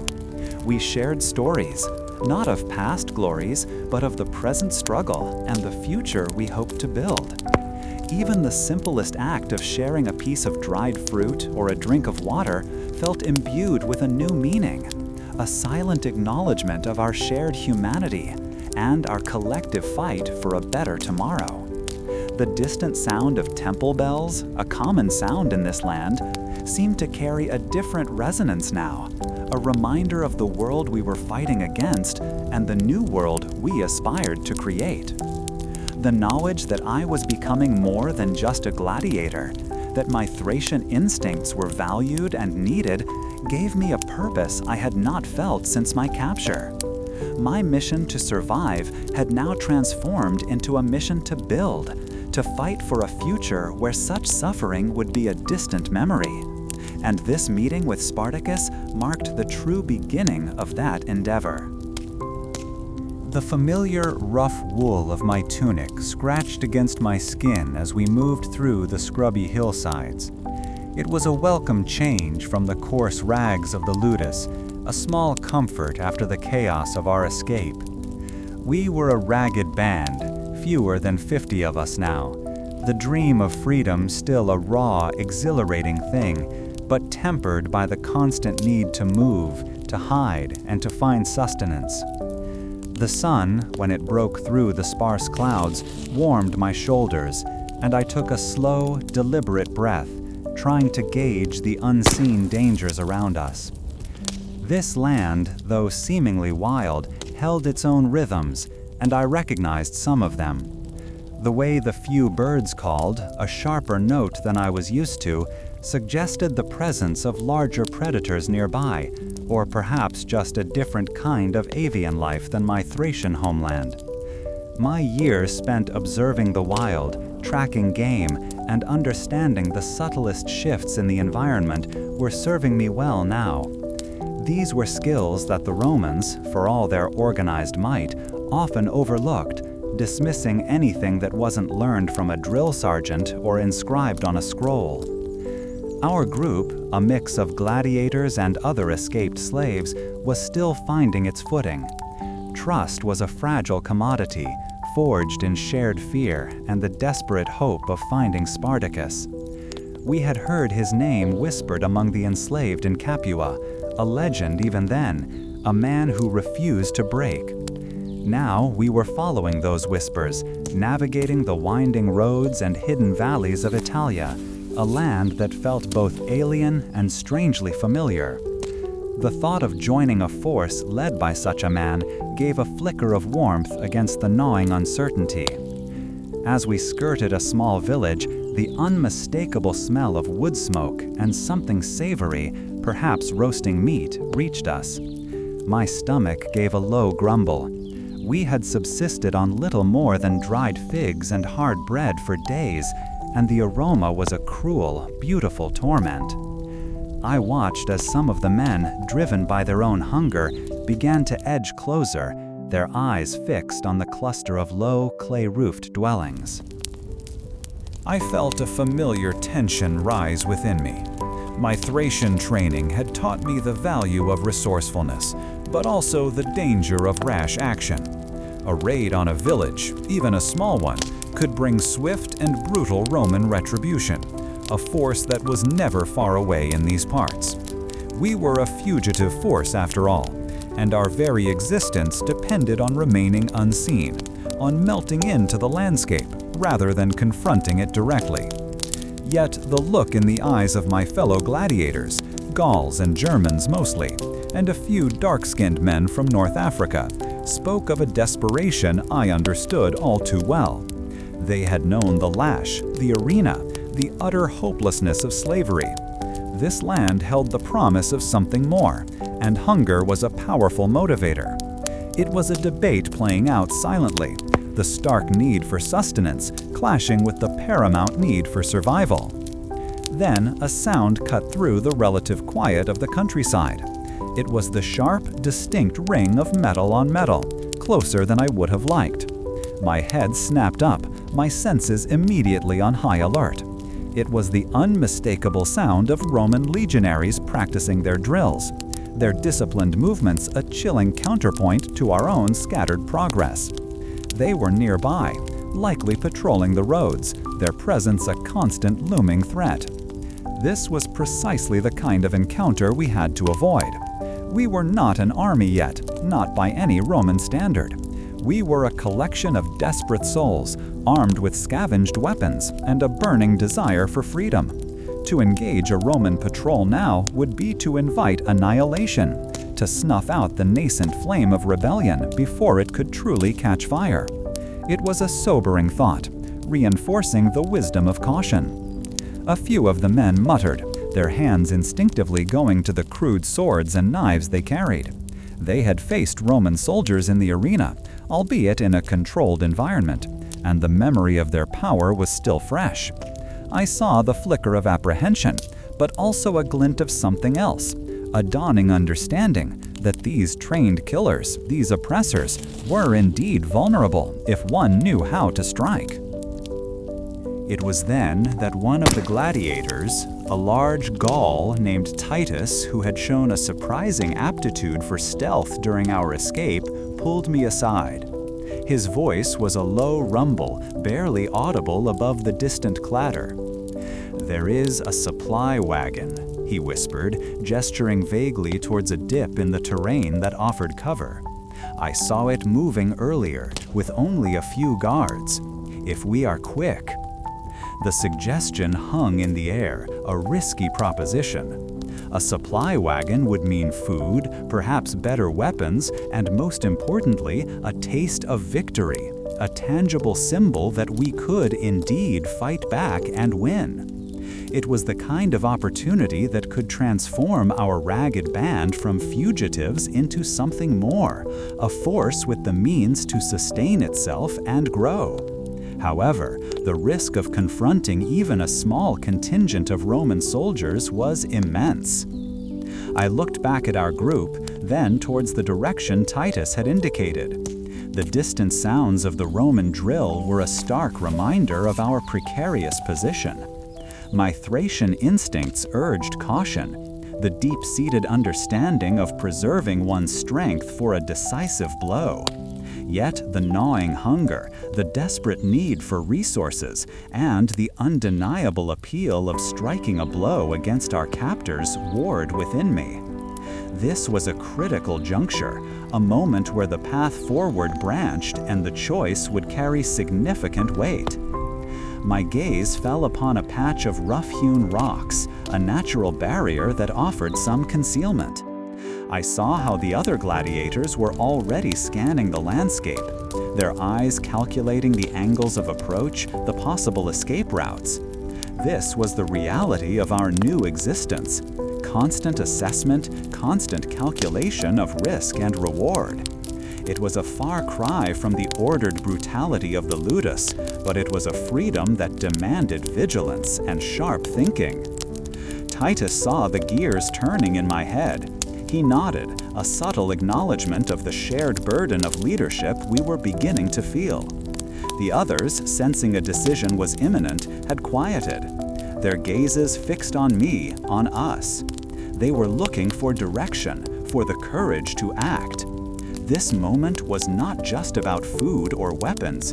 It was about proving to ourselves and to each other that we were more than just escaped slaves.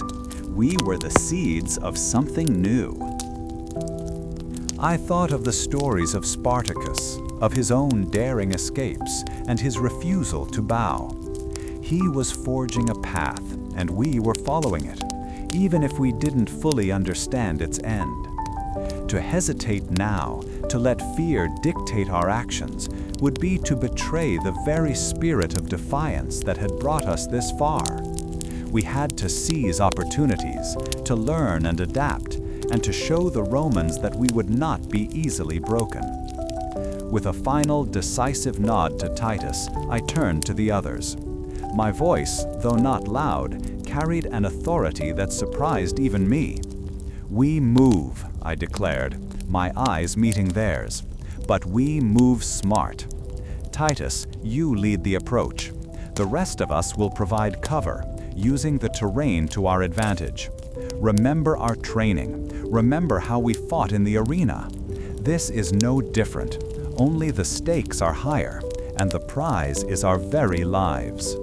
The subtle shift in their posture was palpable. A shared purpose, a clear objective, had replaced the uncertainty.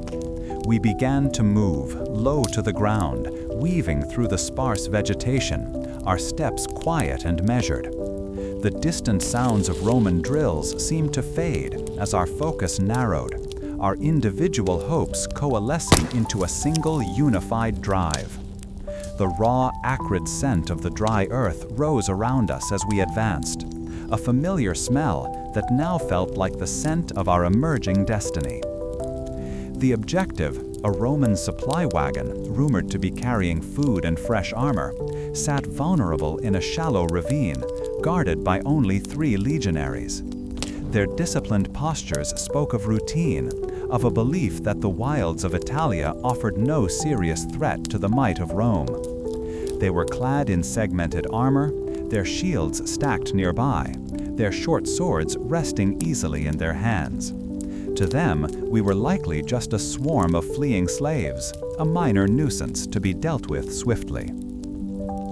Titus, moving with a surprising grace for his size, signaled to me from a cluster of olive trees. He had clearly surveyed the situation, noting the positions of the guards and the wagon. The legionaries were positioned with their backs partially towards the ravine's opening, a common oversight for troops accustomed to facing enemies head-on, not from the shadows. This was our moment to prove that Thracian ingenuity, combined with the ferocity of other enslaved peoples, could overcome Roman discipline.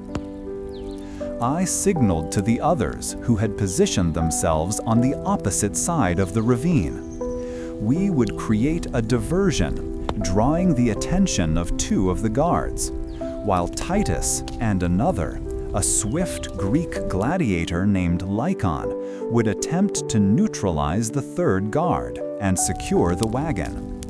The plan was simple, born of necessity, and a deep understanding of how to exploit an opponent's blind spots. It was the essence of the guerrilla tactics that would become our hallmark. The sharp, high-pitched cry of a falcon, a sound I had learned to mimic from my youth, split the air from my position. It was the pre-arranged signal. Immediately, 2 of the legionaries turned their heads in my direction, their hands tightening on their weapons. They were looking for the source of the sound, their focus momentarily drawn away from the wagon and their comrade. This brief distraction was all Titus and Lycon needed. They exploded from their cover, moving with the speed and ferocity of cornered wolves. Titus, using a heavy bronze shield he had managed to retain, slammed into the 3rd legionary's side, knocking him off balance. Lycon, with a short, sharp thrust, drove his pilum, a heavy javelin, into the legionary's leg, forcing him to his knees with a grunt of pain.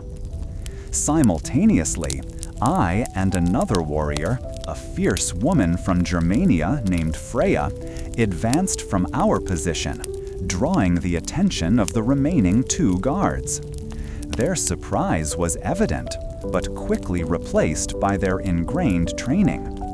One legionary raised his scutum, a large rectangular shield, and drew his gladius, the short Roman sword, preparing to meet our charge. The other fumbled for his own weapon, his eyes wide with alarm. The clash was immediate and jarring. The metallic ring of steel against steel echoed in the ravine, a harsh music that spoke of desperation and survival. I parried a powerful thrust from the legionary, the impact vibrating up my arm. Freya, meanwhile, used her momentum to unbalance the other guard, forcing him to stumble back. The air, already dry and dusty, began to fill with the sharp scent of fear and the metallic tang of blood as a shallow cut opened on my arm from a glancing blow. This was more than just a fight for supplies. It was a test. Could we, a ragged band of former slaves, stand against the disciplined might of Rome? Could we apply the lessons learned in the arena, the brutal efficiency of our diverse fighting styles, to this new reality of open warfare? I felt the sting of sweat in my eyes, a familiar discomfort that now seemed amplified by the adrenaline coursing through my veins. The sheer physical exertion was immense, each block, each thrust demanding everything I had. As Titus and Lycon subdued their opponent and began to unhitch the horses from the wagon, the first legionary I faced managed to drive me back. He was skilled, his movements economical and precise, a stark contrast to my own more fluid, Thracian-inspired style. I felt the weight of his shield against mine, the pressure immense. However, I remembered the advice Spartacus himself had given us during our initial gathering. Never stand your ground when outnumbered. Use their momentum against them. With a sudden shift of my weight, I allowed him to push me further back towards a low embankment. As he pressed his attack, overextending slightly, I dropped low, feinting a lunge, and then pivoted, using the embankment to launch myself upwards and past his guard. My sword found its mark in his exposed side, and he crumpled to the ground with a choked cry. Freya, seeing my success, had already disarmed her opponent and was now helping Lycon secure the wagon. The battle was short, brutal, and decisive. We had faced a Roman patrol, and we had prevailed. The overwhelming sense of relief was almost dizzying, quickly followed by the grim realization that this was only the beginning. The consequences of this action would ripple outwards. Rome would not ignore such a brazen act. Yet, looking at the wagon, now laden with provisions, and at the determined faces of my companions, I felt a surge of hope. We had shown ourselves, and perhaps even ourselves, that we were capable of more than simply enduring. We were fighters. The weight of our small victory settled over us. The captured legionaries were bound and disarmed, their initial defiance replaced by a stunned silence. We quickly loaded the supplies onto our backs. The unfamiliar heft of Roman armor and the satisfying weight of their weaponry a welcome addition to our meager provisions. The taste of the preserved meat we found was rich and salty, a stark contrast to the bland, hard fare we had been subsisting on. It was a feast for our weary bodies. The fact that we had managed to overcome trained soldiers with minimal casualties spoke volumes about our growing cohesion. It was a testament to Spartacus's vision that disparate groups of enslaved peoples could unite and fight with common purpose. Our Thracian methods of quick strikes and exploiting terrain had proven effective, and I could see the dawning realization in the eyes of the Gauls and Germans that our unconventional tactics held real power. The scholarly debate among Roman historians later would focus on the initial disorganization of our forces, but in moments like these, our supposed disorganization was our greatest strength. A quick look around confirmed that we had left no trace of our struggle, save for the bound Roman guards who would undoubtedly be found. We melted back into the landscape, the setting sun casting long shadows that aided our concealment. The distant sounds of the Roman drill camp were now a faint murmur, a reminder of the power we had defied, but no longer a source of immediate terror. My arm throbbed where I had been cut, the sting a physical reminder of the price of freedom. The knowledge that we now possessed, not only food, but also better equipment, was a significant boon. It meant we could move faster, fight more effectively, and potentially draw more like-minded individuals to our cause. The camaraderie among us had deepened, forged in the shared danger and the triumph that followed. We were no longer just a group of escaped slaves, we were a burgeoning force, a living embodiment of defiance. As we moved away from the scene, a quiet understanding passed between Titus and me. We had taken a significant step, one that would undoubtedly draw further Roman attention. The implications of this successful raid, this first taste of blood shared in a common cause, would unfold in time. The midday sun, though hidden behind a haze of dust and sweat, seemed to press down with unrelenting force. I stood before a group of recently freed people, their faces a mixture of hope and stark terror. Spartacus had entrusted me with leading this smaller contingent, a task that felt heavier than any shield I had ever carried. My Thracian instincts for commanding warriors in battle were one thing, but guiding a collection of farmers, artisans, and laborers, men and women who had known only servitude, presented a different, far more daunting challenge. They looked to me for direction, for safety, for a future I was still struggling to envision myself. The initial days had been a stark testament to the challenges ahead.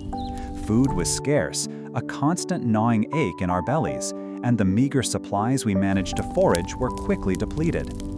We moved through the rolling Italian hills, always seeking cover, always listening for the dreaded sound of Roman pursuit. One evening, as we huddled around a low, flickering fire, the desperation became palpable. A man, his eyes wild with hunger, argued with another over a handful of dried olives, their voices sharp with rising panic. This was not a unified fighting force. This was a collection of individuals bound by a shared escape, but not yet by a shared purpose or discipline. It was then I understood the true weight of the responsibility Spartacus had placed upon me. Leading hardened gladiators was one matter. Leading these fragile souls, so easily broken by fear and want, was an entirely different ordeal. My own past training had instilled a fierce self-reliance, a Thracian resilience forged in the harshness of my homeland. But that was for survival in a warrior's world. Here, survival meant not just fending off Roman blades, but also nurturing a fragile spirit, fostering trust where only fear had reigned. I found myself torn between the need for strict order to prevent chaos from consuming us, and the understanding that these people needed more than just commands. They needed reassurance, a sense of shared humanity. Drawing on the principles of skirmish tactics that had served my people well, I began to organize small foraging parties, emphasizing the need for coordinated efforts and shared discovery. We learned to move with greater stealth, to read the land not just for sustenance, but for signs of danger. I showed them how to identify edible plants, how to dig for roots, and how to move silently through the undergrowth, using the natural curves of the terrain for concealment. My own past experiences, from the rough training yards of Capua to the dusty plains of Thrace, had prepared me for this in ways I had never fully appreciated. teaching me to observe, adapt, and utilize every advantage. The raw texture of the borrowed armor, scavenged from a minor Roman outpost we had managed to overwhelm, still felt alien on my frame, but it was a necessary symbol of our defiance. More importantly, I tried to impart a sense of purpose beyond mere survival. We were not just escaping Rome, we were building something new, a community where no one would again be chained. This idea, simple yet profound, began to resonate with some of the freed people, a flicker of resolve igniting in their eyes. Yet the constant struggle for basic necessities, water, shelter, protection, chipped away at this newfound hope, and internal friction remained a constant threat, like dry tinder waiting for a spark. One afternoon, while scouting a potential water source, I stumbled upon a small group from our contingent engaged in a heated dispute. They had found a small cache of grain, likely abandoned by a fleeing farmer, but instead of sharing it equitably, a few stronger individuals were attempting to hoard the majority for themselves. The raw, selfish impulse of self-preservation, a primal force that had been suppressed for so long under Roman rule, was rearing its head. This was the very chaos I feared, the undoing of everything we had strived for. My Thracian upbringing taught me that a tribe's strength lay in its unity, and here, that unity was fracturing before it had even truly solidified. My response had to be swift and decisive, yet tempered with the understanding of their recent trauma. I did not resort to immediate punishment, for that would only breed more fear and resentment. Instead, I gathered everyone, the accusers and the accused, and spoke not of rules, but of shared struggle. I reminded them of the chains we had broken, of the freedom we were fighting for, and how easily that freedom could be lost if we turned on one another. I explained as clearly as I could that our collective survival depended on mutual trust and equitable distribution, that a victory for one was a victory for all. The chilling wind on the open plains seemed to echo the desperation that still lingered in the air. The memory of the gladiatorial pits, the harsh clang of steel, and the roar of the crowds felt distant, yet somehow always present, a reminder of the brutality we had escaped. Here, the enemy was not an arena crowd, but hunger, thirst, and the internal divisions that threatened to tear us apart. The desperate thirst for clean water was a constant companion, driving our movements and shaping our decisions. Each day was a lesson in adaptation, in finding strength not just in my own abilities, but in the potential of this fragile, diverse group. I recall one particular evening, after a day of exhausting travel and meager rations, when a young woman, barely more than a girl, approached me with tears in her eyes.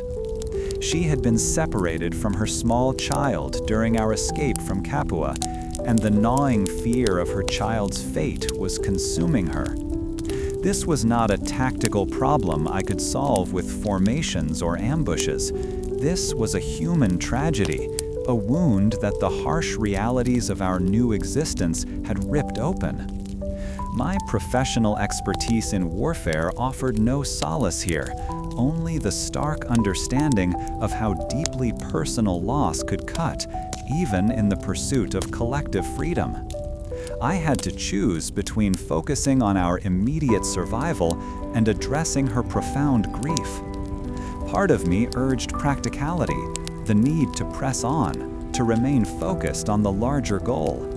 Yet I saw in her eyes the reflection of the very people I was meant to lead, vulnerable, hurting, seeking not just safety, but also a return to what they had lost. I made the difficult decision to dedicate time, despite our precarious situation, to organize a small search party, a risky diversion of our limited resources and manpower. It was a gamble, a deviation from the strict efficiency I knew was necessary, but one I felt compelled to take for the sake of our shared humanity. This act, though small in the grand scheme of our rebellion, seemed to shift something within the group.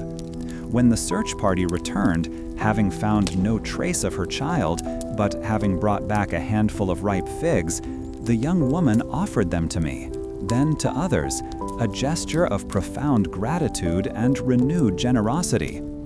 It was a reminder that even in the darkest of times, compassion and shared sacrifice could bind us together, creating a resilience that no Roman legion could easily break. My understanding of leadership had shifted in ways I hadn't expected, moving beyond mere strategy to encompass the care of souls. The rough-spun tunic scratched my skin, a constant reminder of my new life. After the harrowing escape from the ludus, the deceptive calm of the Italian countryside had been shattered by the grim reality of Roman military presence.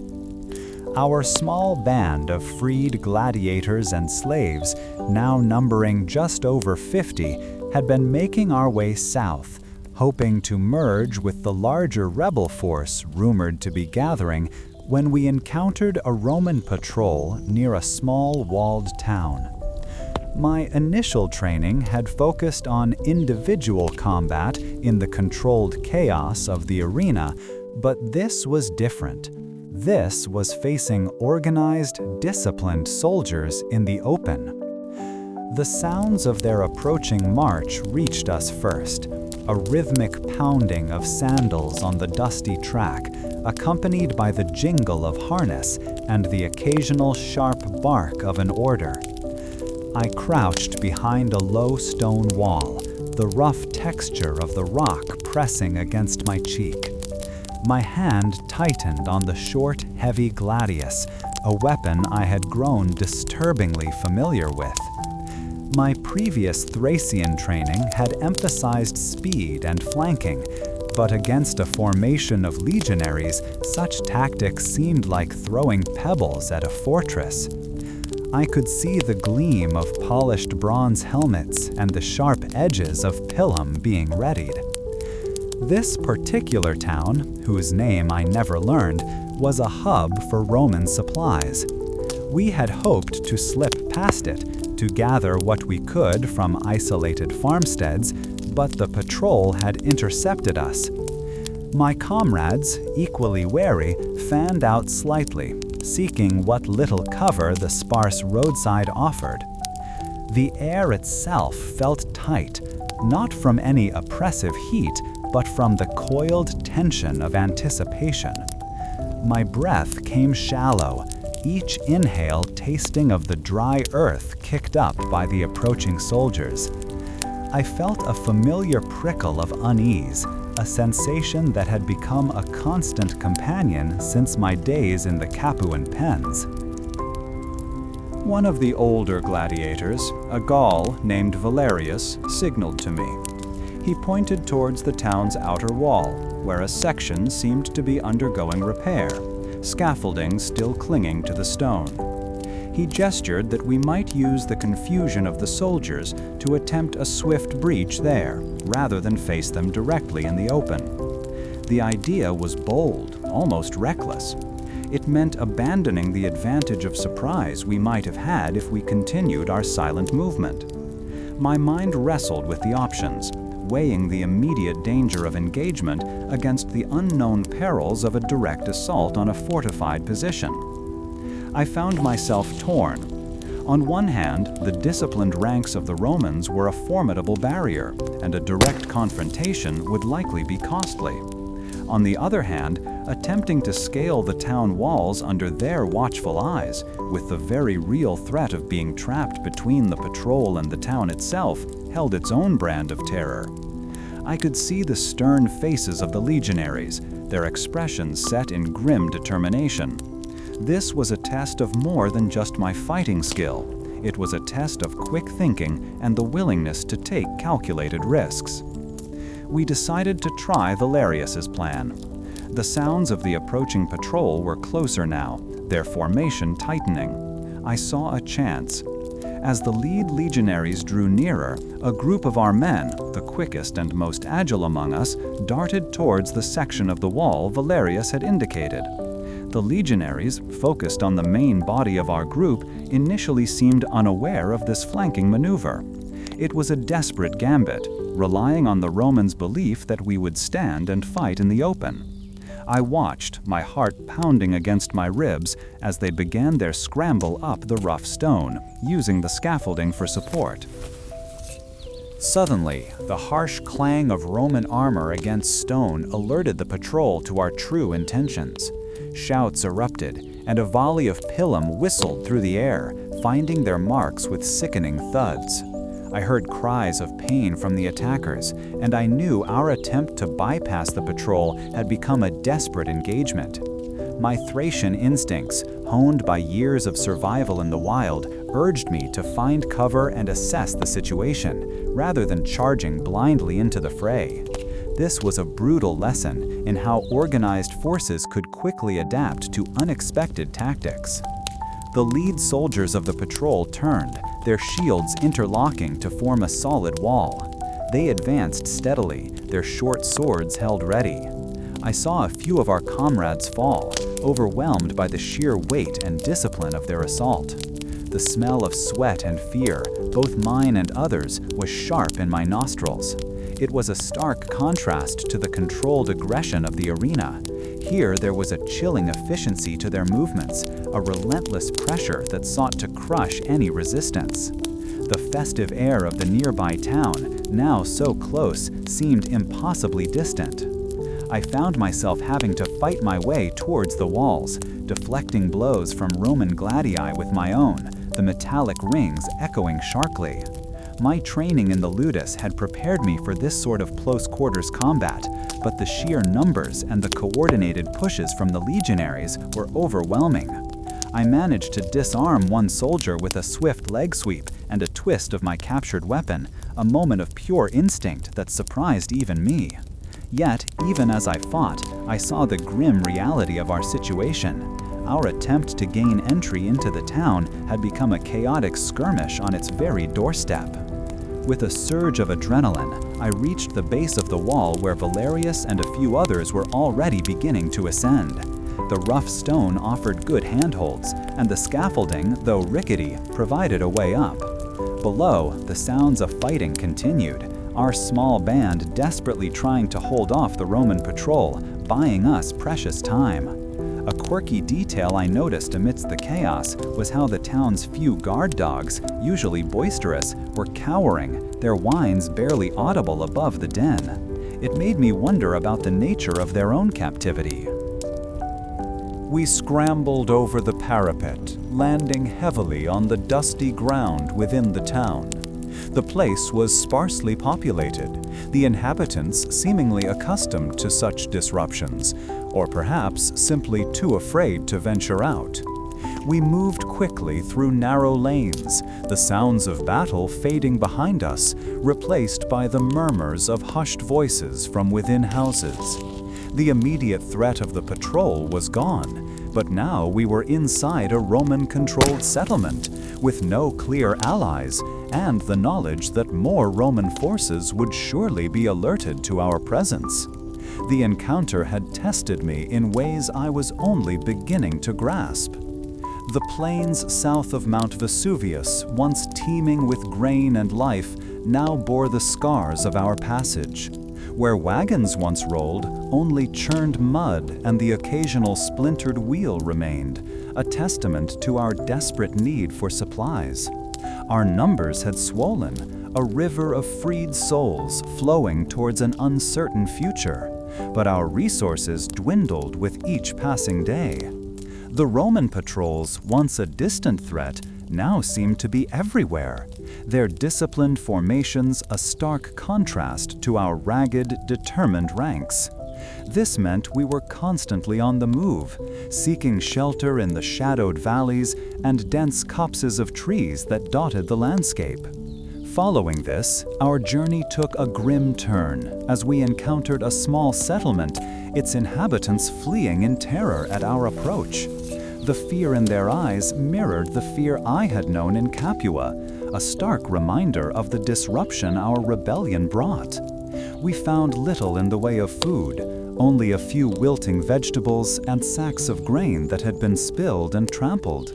This scarcity meant that hunger became a constant companion, a gnawing ache that dulled the senses and frayed tempers. It was during this difficult period that the weight of leadership, a burden I had not fully anticipated, began to press down upon me. Because of this, I found myself constantly mediating disputes among the newly freed, their different backgrounds and experiences clashing like poorly matched shields. Some clung to their Thracian ways, others to their Celtic traditions, and still others to the fragmented memories of their lives before Rome. This meant that forging a unified purpose, a shared vision of what freedom truly meant, was a daily struggle.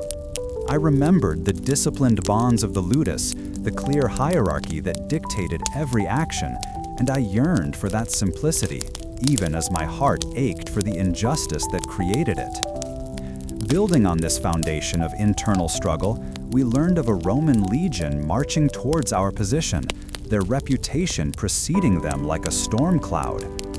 Their efficiency in crushing any sign of dissent was legendary, and the news sent a ripple of unease through our camp. This meant that the sporadic skirmishes we had managed to survive were nothing compared to the organized might of a full legion. My Thracian upbringing had taught me the value of strategic withdrawal and the art of the swift ambush, but even those skills felt inadequate against such overwhelming force. Meanwhile, across the plains, word arrived of a devastating Roman victory elsewhere.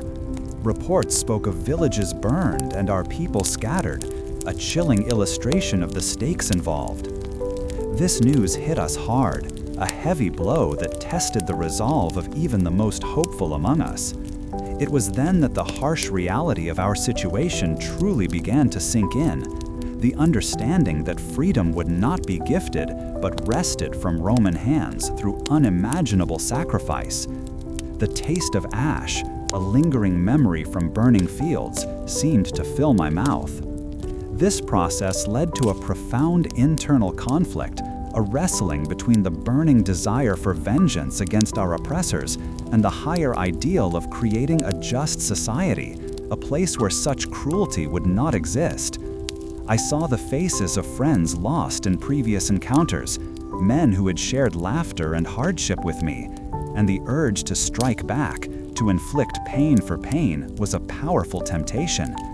Yet, the faces of the children we had rescued, their wide eyes filled with a fragile hope, reminded me of the greater purpose that had ignited this rebellion.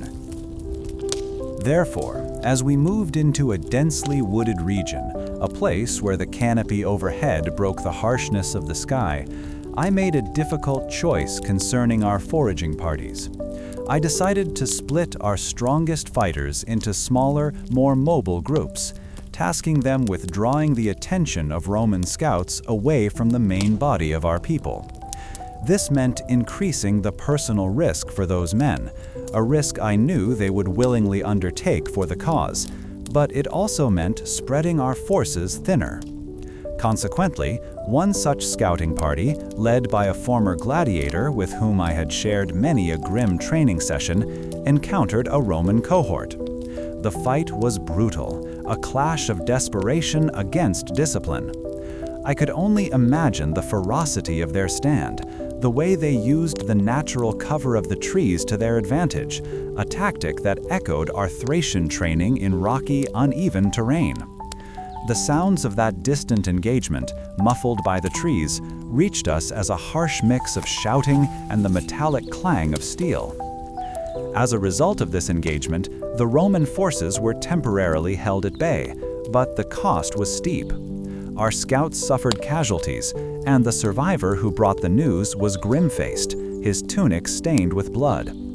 He spoke of Roman discipline, of how they formed shield walls that were almost impossible to break, and how their javelins rained down with deadly accuracy.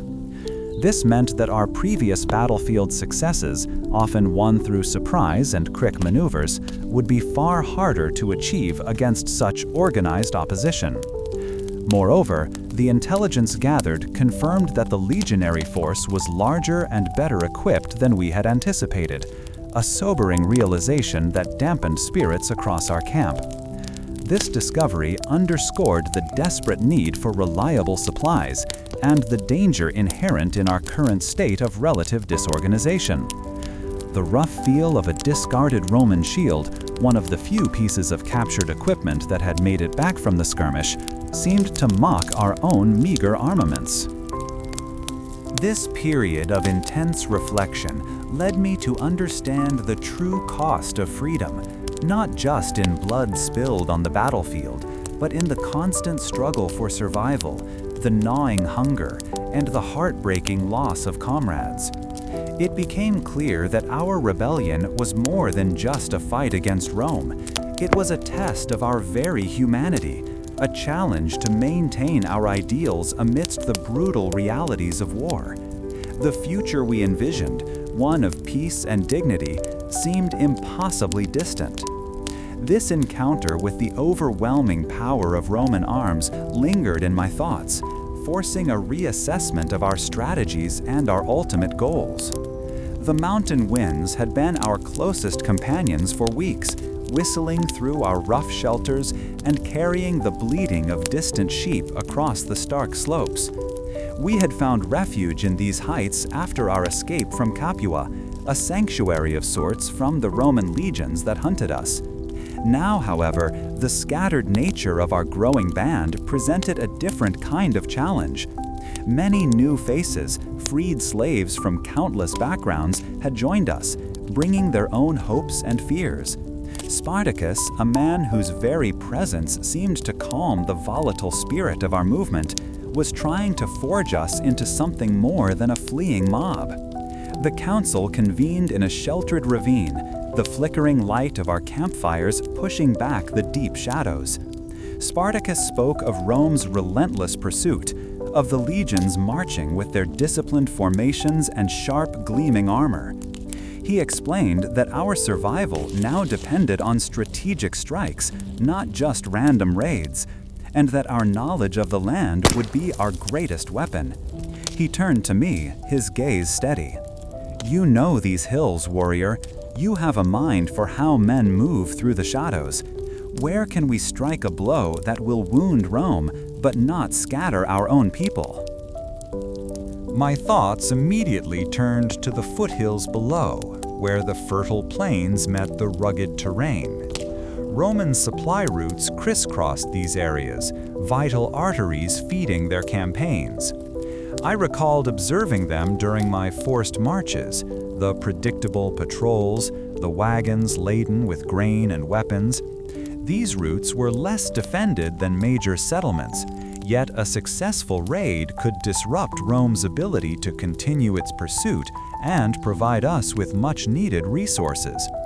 It was a gamble, of course, but every moment spent hiding in these mountains was also a gamble. A murmur went through the gathered leaders. Some favored staying hidden, fearing the wrath of Rome should we reveal ourselves. Others, eager for action and the spoils of war, wanted to attack a Roman fort. My own experience, however, taught me that charging headlong into a fortress was often a path to ruin. A well-executed ambush, using the natural landscape to our advantage, could achieve similar results with far fewer lives lost. Thracian warfare, even before my time in the Ludus, was known for its cunning ambushes and swift, decisive strikes. I spoke of a particular pass, a narrow cleft in the hills that funneled the Roman supply wagons. It was a place where the ground rose sharply on either side, offering excellent cover for archers and slingers, and where the terrain itself could impede any Roman cavalry attempting to reinforce their lines.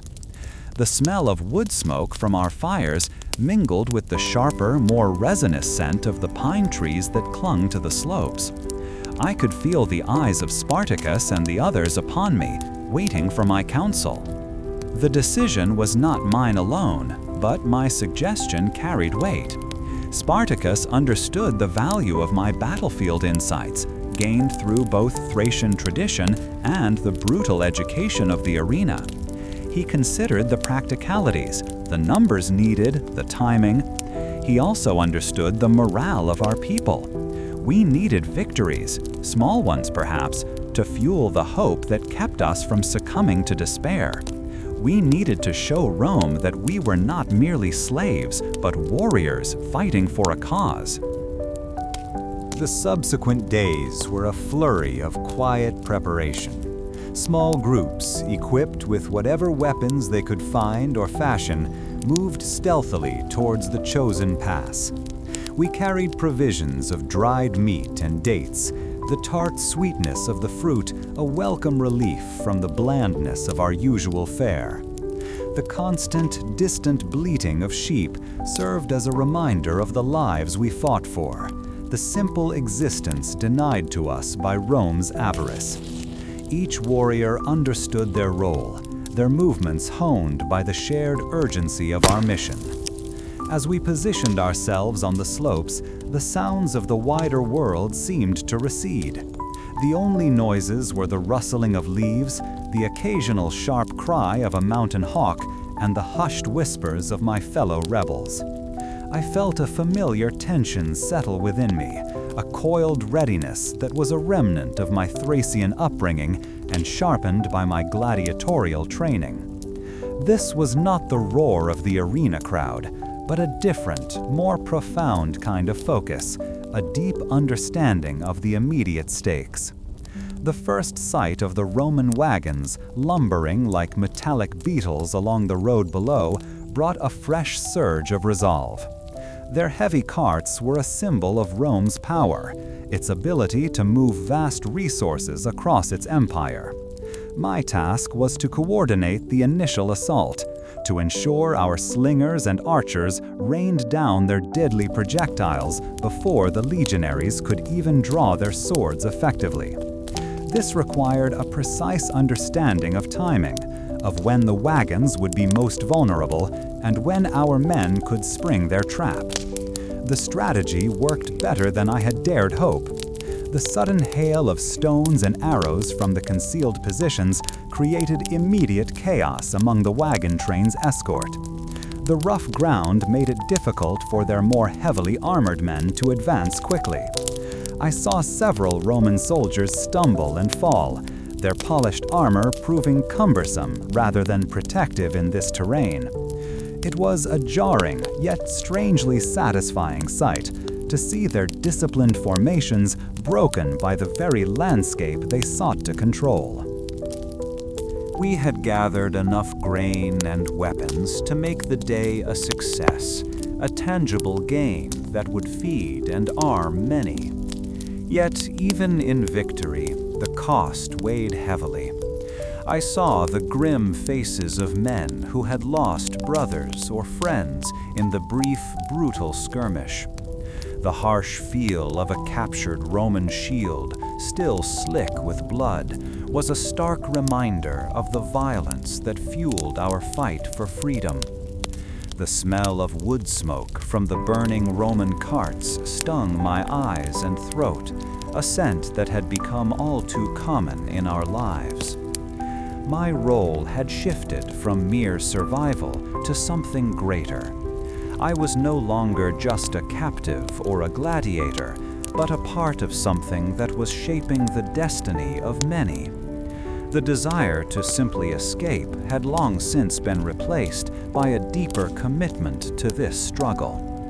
Yet, as I watched Spartacus address the assembled rebels, his voice resonating with a powerful, unwavering conviction, I understood that this was only the beginning. The fires of defiance we had ignited in that pass were but a small spark in a much larger conflagration, and the path ahead remained fraught with uncertainty. I had witnessed something that would stay with me, the power of a well-placed ambush. The sun warmed the rough weave of the captured Roman standard I held, its heavy gold threads cool against my calloused palm. This victory, unlike the hurried skirmishes we'd fought before, felt different. It settled deep in my bones with a quiet satisfaction. We had lured the Roman column into the narrow mountain pass we knew so well, the very terrain that had echoed with the cries of my people before I was captured. My Thracian heritage, once a source of shame in the slave pens, now proved our sharpest weapon. As the legionaries advanced, confident in their formations, I signaled the hidden groups. With a coordinated shout, we cascaded down the slopes, a flurry of spears and sharpened wood raining upon them, not from organized ranks, but from the very earth itself, just as I had taught them. The shock on the faces of the legionaries was a fleeting thing, quickly replaced by the grim efficiency of disciplined soldiers, but it was enough. While their centurions struggled to reform the broken lines, I led my own contingent, the freed slaves who had learned from me over these hard months, in a flanking maneuver. We used the natural gullies and thickets to move unseen, emerging to disrupt their attempts to regroup. My familiarity with Thracian ambush tactics, honed in the wild forests of my homeland, allowed me to anticipate their movements and guide our attacks with instinct. The raw, acrid scent of fear and the metallic tang of spilled blood filled the space between us, a harsh perfume of war that was becoming too familiar. This success was not merely about driving back a Roman patrol. It was about proving that our diverse band, drawn from countless backgrounds, could fight as one. The supplies we secured, sacks of grain and barrels of wine, were more than just provisions. They represented hope and a tangible victory against Rome's seemingly endless might. I watched as my fellows, men and women who had known only servitude, hefted the burdens with a newfound pride. Their movements quicker, their gazes brighter than I had seen them before. The weight of leadership had been a heavy cloak, especially in the early days when doubt clouded our path, but seeing them now, a surge of purpose coursed through me. However, the exhilaration of the day was quickly tempered by a familiar gnawing question: what next? The Romans, though battered, would return, their legions far larger than our gathered forces. My Thracian warrior's mind, trained to assess threats and opportunities, began to map out the probabilities, a mental exercise that had saved my life countless times. This victory gave us breathing room, but it did not guarantee our long-term survival. The very skills that had brought us this triumph, our knowledge of the land, our ability to strike from unexpected places, also made us vulnerable to Rome's vast resources and its ruthless pursuit of those who dared to defy it. The rough texture of the captured standard felt reassuring in my grip, a symbol of what we had achieved together. I found myself staring at the intricate stitching, the worn edges hinting at battles it had seen before ours. It represented not just a military prize, but a piece of Roman pride torn down, a testament to our ability to overcome seemingly insurmountable odds. The sweet taste of dates, shared among the fighters as we rested, was a simple pleasure, a stark contrast to the bitterness of our former lives. Yet it also served as a reminder of the precariousness of our existence, dependent as we were on seized provisions. The Roman commanders, I knew, would be furious. They prided themselves on their order, their unwavering discipline, and the awe they instilled in conquered peoples. Our use of their own supply route against them, the swiftness of our attack that left them little chance to react effectively, would be seen as a profound insult. This realization brought a grim satisfaction, for it meant we had struck a significant blow, not just to their logistics, but to their perceived invincibility. My role in orchestrating this particular action, drawing on my understanding of how the Romans operated and how the terrain could be used against them, felt like a validation of my own journey. This success solidified my position within the growing ranks of rebels, not as a mere fighter, but as someone who understood the deeper currents of conflict. Spartacus, with his immense vision, relied on us all to contribute our unique strengths. And it seemed my Thracian combat knowledge, once dismissed as primitive by my captors, was proving invaluable. I had witnessed firsthand how Roman overconfidence, their reliance on brute force and rigid formations, could be exploited by adaptability and a deep understanding of the ground beneath our feet. It was a lesson learned through painful experience, both in the gladiatorial arena and in the early, desperate days of our flight. The camaraderie forged in the crucible of combat was unlike anything I had known. Sharing the meager rations, tending to the wounded together, the low murmur of voices around the flickering campfires, these moments were as crucial as any battle.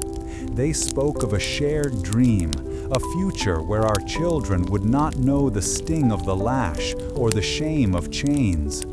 This shared vision, this communal hope, fueled our determination and reminded us what we were truly fighting for, extending far beyond mere survival.